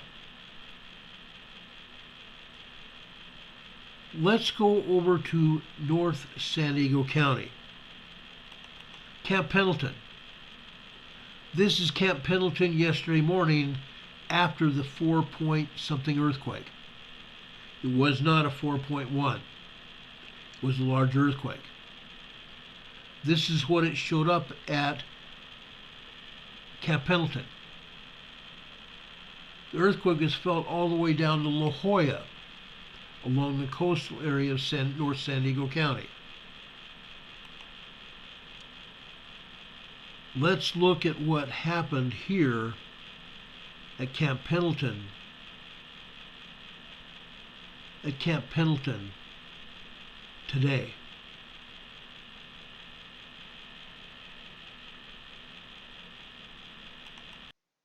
Look at this. Now, up at the top of this seismogram here, again, the seismograph started recording activity at Camp Pendleton at 4 a.m. After 6:30 this morning on the blue line, you see a little bit of seismic activity, tremor activity. At 6:45 on the green line, the tremor activity increases a little bit. At 7 a.m. on the black line, it increases even more. And after that, look what happens. Constant, consistent tremor activity. No, I don't believe they have a bunch of bombing going on at Camp Pendleton. If they had a bunch of bombing with the Marine Corps at Camp Pendleton, you would see it happening. You would see increases in seismic levels. This is nothing more than tremor activity. This is seismic activity at Camp Pendleton. Yes, it is a military base, but this is seismic activity at Camp Pendleton, North San Diego County. Let's continue in San Diego County. I just love it. I used to live in San Diego. Let's jump down to Mission Valley in San Diego. In Mission Valley, there's a shopping center, a huge shopping center. I can tell you stories about the shopping center. I've been there many times. What I'm going to show you now, San Diego Mission Control. This is the SDG&E building, San Diego Gas and Electric building, just north of Mission Valley. Okay? Up at the top, all you see is, and that microquake activity continues until all of a sudden you see some 1.0 tremors. 1.0 tremors. At times you can see more than that.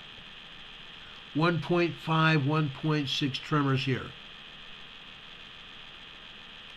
Tremors here in Mission Valley. When we saw that earthquake hit over in Rancho Palos Verdes yesterday, over in LA, we saw earthquake activity off the coast. San Clemente Island area, the Channel Islands, a 4.0 earthquake hit out there.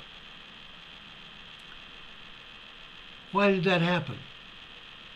Because, folks, the Newport Inglewood fault resonates and it carries seismic energy. The Newport Inglewood fault goes out into the waters off of Los Angeles. That's why we had a 4.0 in the Channel Islands yesterday. The Newport Inglewood fault continues south where it intercepts the Rose Canyon fault. The Rose Canyon fault goes south along the coastline until it gets to North San Diego County and Encinitas. The Rose Canyon fault starts going inland at Encinitas, California. Not far, but it starts going inland. And the Rose Canyon fault continues right through North San Diego County, going south into downtown San Diego. The Rose Canyon fault continues south into downtown San Diego and it exits into San Diego Harbor. So all that seismic activity up in Los Angeles, it can transfer to San Diego in a heartbeat. Yes, we plan on seeing another very strong major earthquake, very strong two major earthquake. I'm talking 6.0 and 7.0 earthquake in Los Angeles. The seismic energy could hit in Los Angeles. It could be carried to San Diego via the Rose Canyon Fault. The Rose Canyon Fault in San Diego is expected to hit a 7.0, 7.5 earthquake. A 7.0, 7.5 earthquake. You can see the tremor activity here at San Diego Gas and Electric in Mission Valley. This seismogram is picking up data from the Rose Canyon Fault. That's what you're seeing here. I've shown you how the Rose Canyon Fault connects with LA. Wild, huh? Wild. Let me show you a few more things here in San Diego, and then we'll go east to the Imperial Valley. I want to show you the impact that this has. The next stop I want to go to is out east of El Cajon. El Cajon is a pretty good sized city in East San Diego County. About 150,000 people live out in El Cajon. Well, about 6 or 8 months ago, they put a seismograph in a casino east of El Cajon. The casino is the Pechanga Casino. This is a seismogram at the Pechanga Casino just east of El Cajon. This is typically what we see every day at Pechanga. Nothing but minor tremors. Microquakes and tremors. That's all that's here every day. That could change. That could very well change. Why are we just seeing this? Folks, this is the Elsinore Fault. The Elsinore Fault is over just north of Temecula, Lake Elsinore area, the Elsinore Fault. It runs all the way south into San Diego County. That's what we're seeing from the Elsinore Fault. East County, actually southeast county, San Diego, just east of El Cajon. Let's continue this discussion. Let's go over the hill. Chocolate Mountains. The Chocolate Mountains divide San Diego from the Imperial Valley. San Diego County from the Imperial Valley. A lot of areas here. A lot of stuff going on. Let's go over to Ocotillo. Ocotillo, just about two months ago or so, we had another 4.3 here. All we're seeing here now are microquakes and very minor tremors. Sporadic tremors all day long. Ocotillo. Yet we had tremors and minor earthquakes here at Ocotillo for about 2 weeks after the 4.0 earthquake hit here. Actually, no, it was a 5.0. I'm sorry, it was a large 5.0 earthquake. Ocotillo, California. This is over in the west side of the Imperial County. Ocotillo Community Park here is right next to Interstate 8, at the bottom of the Chocolate Mountain part of the highway. Interstate 8. All we have here are minor tremors and microquakes. The microquakes are less than the tremors, just so you know. Okay? Let's go over to the rest of the Imperial County though. Okay? I want to show you what's going on in El Centro. The first person in our program today, the first person in here to our program today lives in El Centro. Juanito. Juanito sent us a Christmas present. We loved it. His wife made little toys for our dogs, and our dogs love it. Our dogs are tossing the toys in the air, barking at themselves, having a good time playing. So thanks, Juanito, and thank your wife. We love our Christmas presents. Anyway, let's go over here to El Centro. Look at the seismic activity in El Centro, guys. No joke. Look at the earthquakes here. Some of this seismic energy here is caused by magma. Magma coming from the Pacific underneath the Chocolate Mountains over here to El Centro. Why am I saying that? You can see the 3.0, 3.4, 3.5 earthquakes here, the long vertical lines.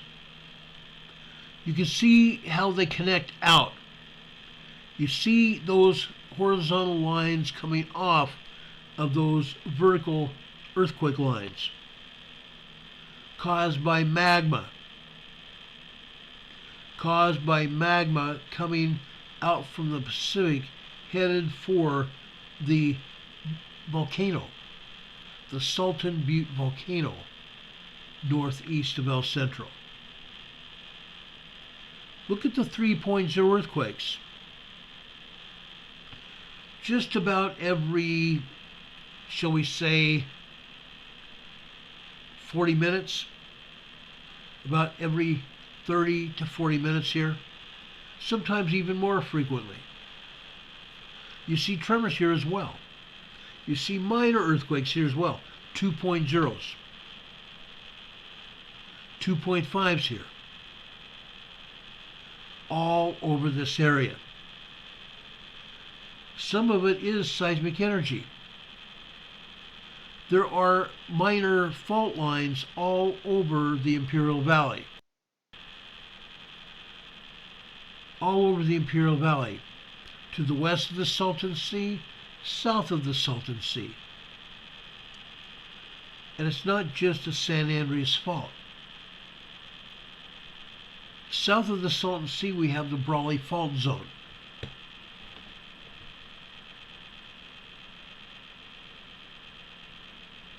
Look at that. It's incredible. It's incredible. Earthquakes out in the Imperial Valley. El Centro. Let me show you some more.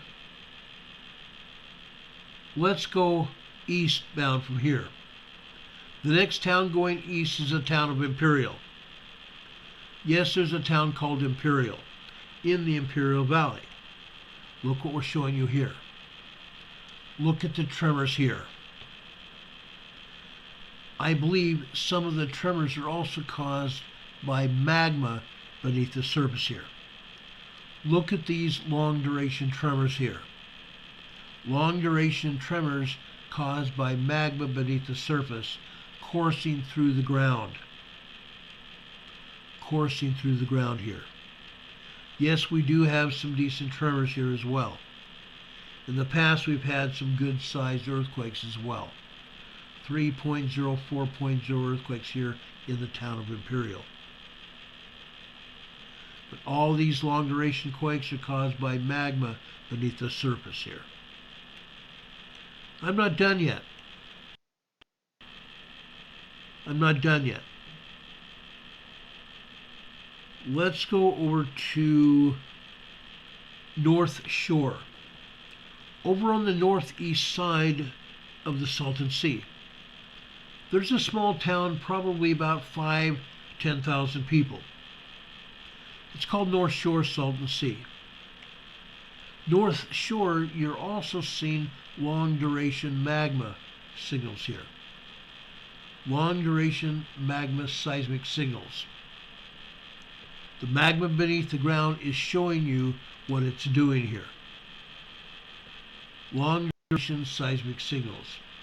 These are tremors, very minor long duration tremors here. Sometimes the tremors get to be 1.0. Sometimes they get to be 1.2 or 3 and they last for a while here. Again, this is magma beneath the surface causing this.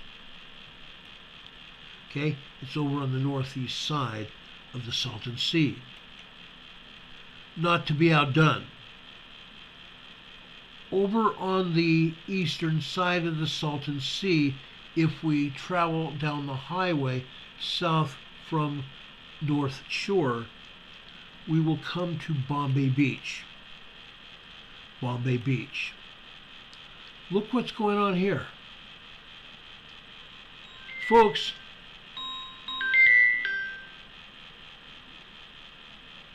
sorry, somebody's calling me, I'll call them back. Here, Bombay Beach. This is the San Andreas Fault. The San Andreas Fault here. And yes, magma might be causing some of this, but this is the San Andreas Fault. The San Andreas Fault runs all the way through California.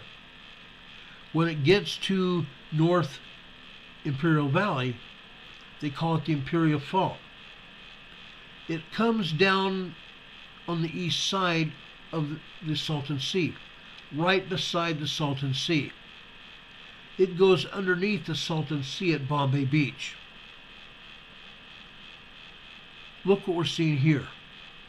These are full-blown earthquakes at Bombay Beach. Some of this, yes, comes from magma, but not all of this.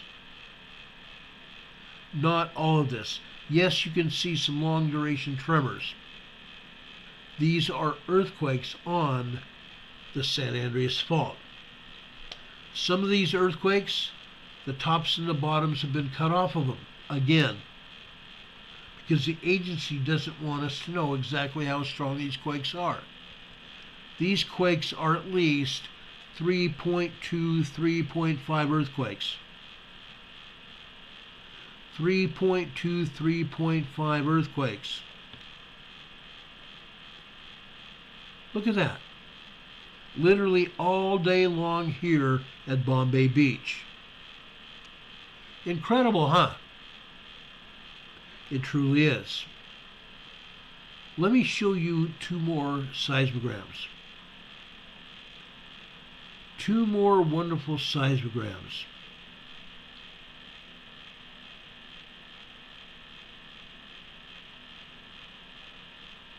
Oh, darn it. They did it to me again. Hold on a second, guys. I'm going to show you two more seismograms before we get out of here.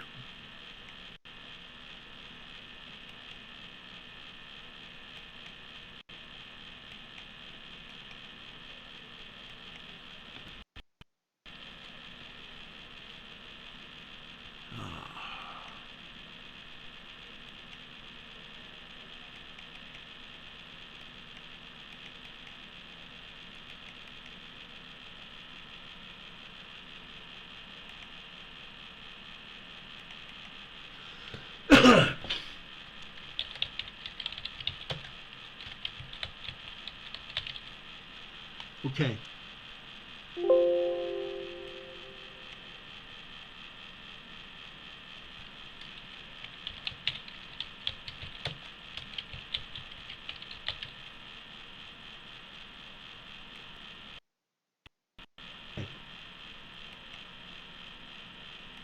The next earthquake I want to show you is very important. This earthquake comes from a town called Calif, a very small town on the southeast side of the Salton Sea. Okay? This is a USGS seismogram. The other seismograms I showed you came from another agency, a state agency.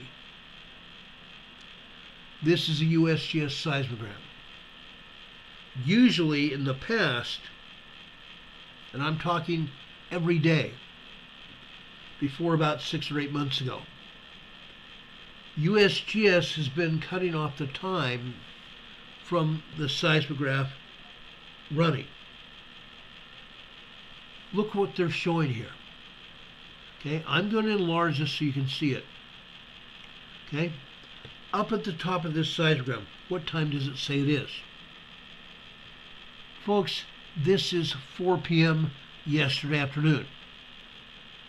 At the top, 4 p.m. yesterday afternoon. We have a minor earthquake over on the right-hand side.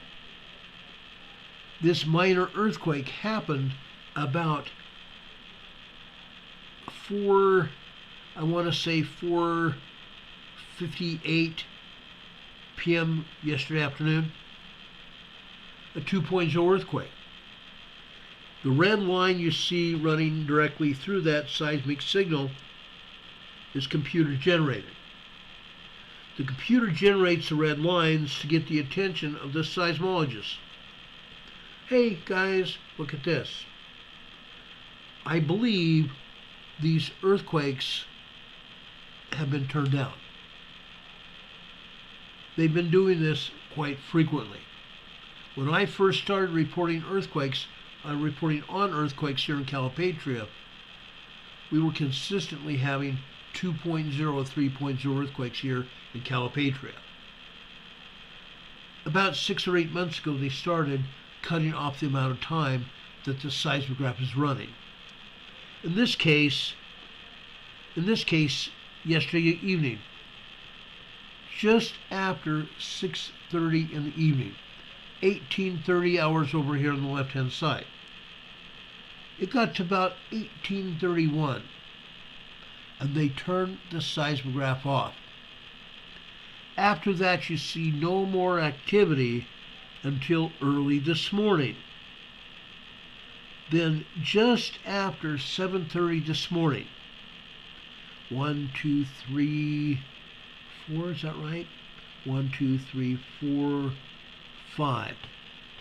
Just after 7:35 a.m. this morning, they turned the seismograph back on.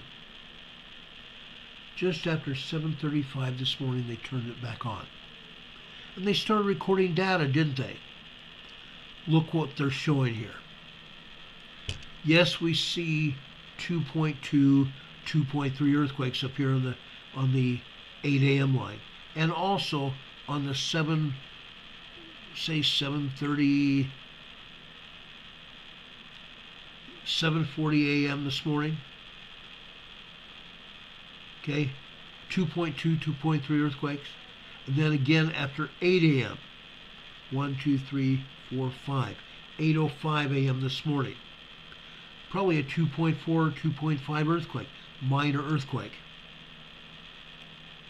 Look at these other tremors and earthquakes here.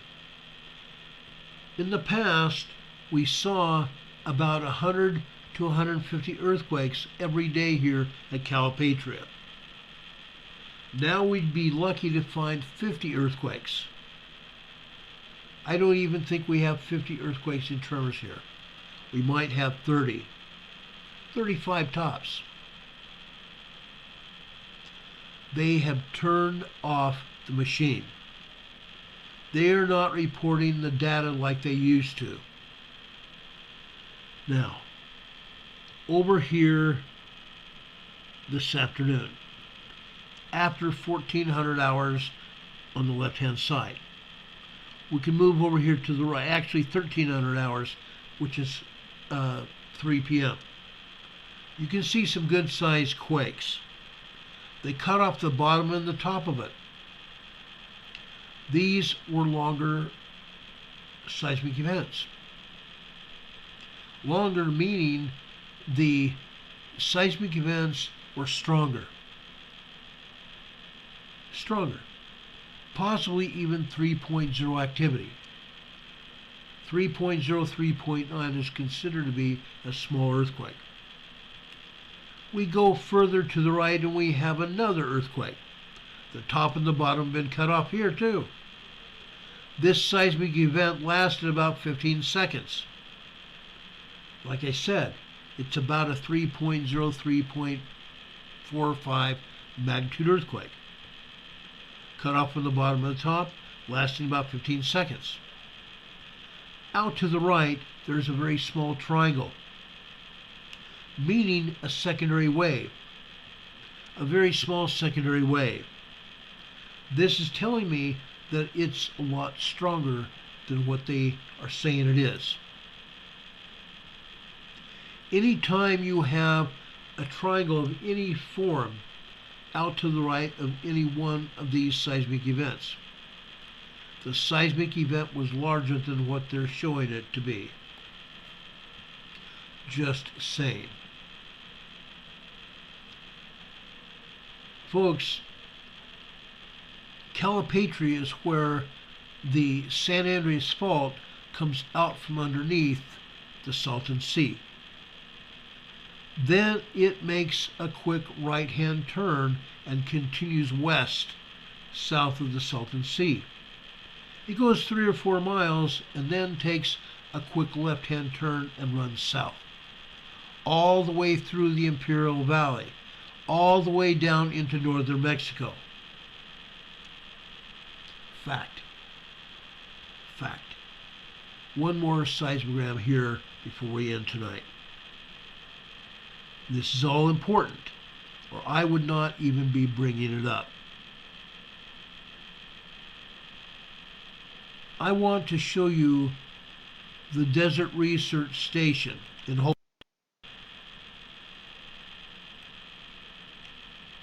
Holtville, California. Right here.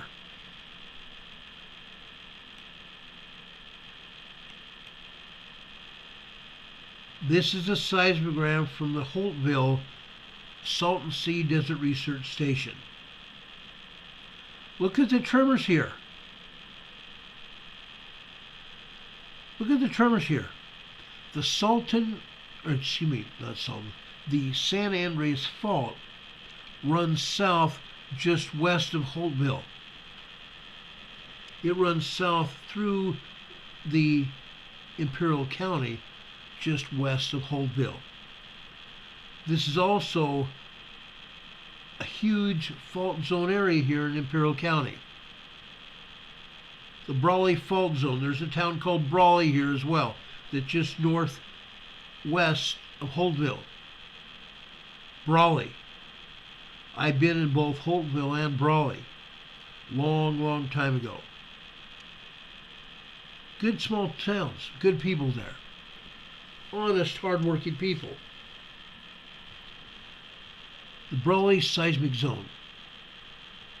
A bunch of minor fault lines all over the place. Most of these fault zones are activated by the San Andreas Fault. But you see tremors here. I believe we even see an earthquake here. This earthquake happened after 7:31 this morning, over on the left-hand side, on the blue line. 7:31 this morning, I believe we had a 2.5 earthquake. 2.5 earthquake here in Holtville. Not surprising. Not surprising. But heaven forbid you get the agency to admit what happened here. They're not going to ever admit to it. Heaven forbid they tell us the truth. Not going to happen. Does anybody have any questions for anything that I've talked about tonight? Marie says, I wonder how disturbed they are under the earth. I agree. How many other fault zones under the earth do we have? Millions. What's going on? Earth is shaking. The earth is shaking all over the place. But the agency will never admit to it. Heaven forbid they admit to it. Never happen. Never, ever, ever happen. They will never admit to it, not in a million years. Not in my lifetime. Unless there's a major earthquake with major destruction, they will never admit to it. Not ever. Don says, yeah, I'm fired for watching the truth. Yeah, I agree with you there. Folks, I have given you devotionals for the past few years here on this program. When I started doing devotionals, I was wondering whether anybody ever listened to the end of our program. Some of you wanted me to do it. I was wondering what people might be offended. And yes, we did get some bad flack for doing devotionals, but I resolved to heck with them. I'm sorry if I offended anybody, but I'm also not sorry as well.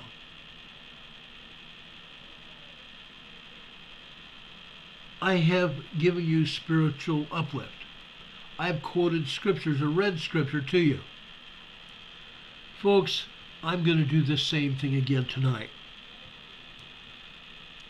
I'm going to share with you a scripture that's very important to me. A prophet said, "Thou hast had signs enough. Will ye tempt your God? Will ye say, Show unto me a sign, when ye have the testimony of all these thy brethren, also all the holy prophets? The scriptures are laid before thee. Yea, and all things denote that there is a God. Yea, even the earth, and all things that are upon the face of it. Yea, and its motion. Yea, and also all the planets which move in their regular form, do witness that there is a supreme creator." The prophets throughout history have witnessed that Jesus Christ created the earth and everything within it. The plates that are moving within the earth have motion, don't they? The scriptures there talked about it. Throughout the scriptures, they do talk about it. Jesus Christ, with his help of our Heavenly Father, created the heavens and the earth.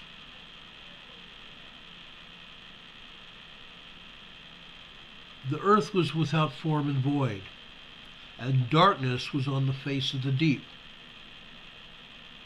That's what they're telling us in Genesis. It changed rather quickly, didn't it? Jesus Christ took 7 days to create the heavens and the earth, and even to place man upon the face of the earth in the Garden of Eden. Man and woman. What a deal. Then he rested on the 7th day. And it goes on. Brothers and sisters, I know for a fact who created the heavens and the earth and the planets all around the universe. We all do. I think we all do. I certainly do. I want to bear testimony tonight that I know the scriptures are true. God gave us prophets and apostles who've been on this earth. God has given us strict commandments to obey the commandments. We have all made covenants with our Heavenly Father. We are here to do the Lord's work.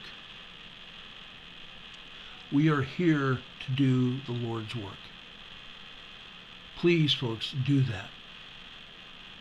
Do that. If you make a covenant with God, you better doggone well make sure you stick with it. God is holding us all accountable. I can promise you that. God be with you. God bless you. Yes, we have a lot of things going on all around our world, all around the country, all around the world. And it's not just seismic energy. Yes, that's hitting too. Indonesia. It's hitting the South Pacific Islands. New Zealand, South America, Central America. It's hitting in China, the Middle East, Turkey, Syria, Greece, Romania, Croatia, Sweden, Switzerland, Germany, France, Spain, in the Canary Islands, over near Tenerife. One earthquake in southern Iceland. One earthquake north of Iceland. And another one, a 4.5, up near Svalbard, about 2,000 miles north of Iceland, a 4.5 earthquake. Not surprisingly. God's work is great. God is working right smack dab in front of us. I know that for a fact. Let's stay prayed up. Let's also stay prepared. We've talked about this before. Every Friday is going to be Preparedness Friday from now on. I started that weeks ago. Fridays will be Preparedness Fridays unless there's something else major that happens. Why? Because I want to make sure with all the information I have that I can give it to you so that you can help your family and your friends and your neighbors and all those that love you and who you love them to have the information you need to protect yourselves. That's why we're here. May God bless you. May God be with you this day and always. May God be with you until we meet again. We will see you tomorrow. Same time, same bad station, but tomorrow I hope to get on here before 7 o'clock. Probably closer to 6. God be with you until we meet again. We will see you on the other side. Good night, everybody.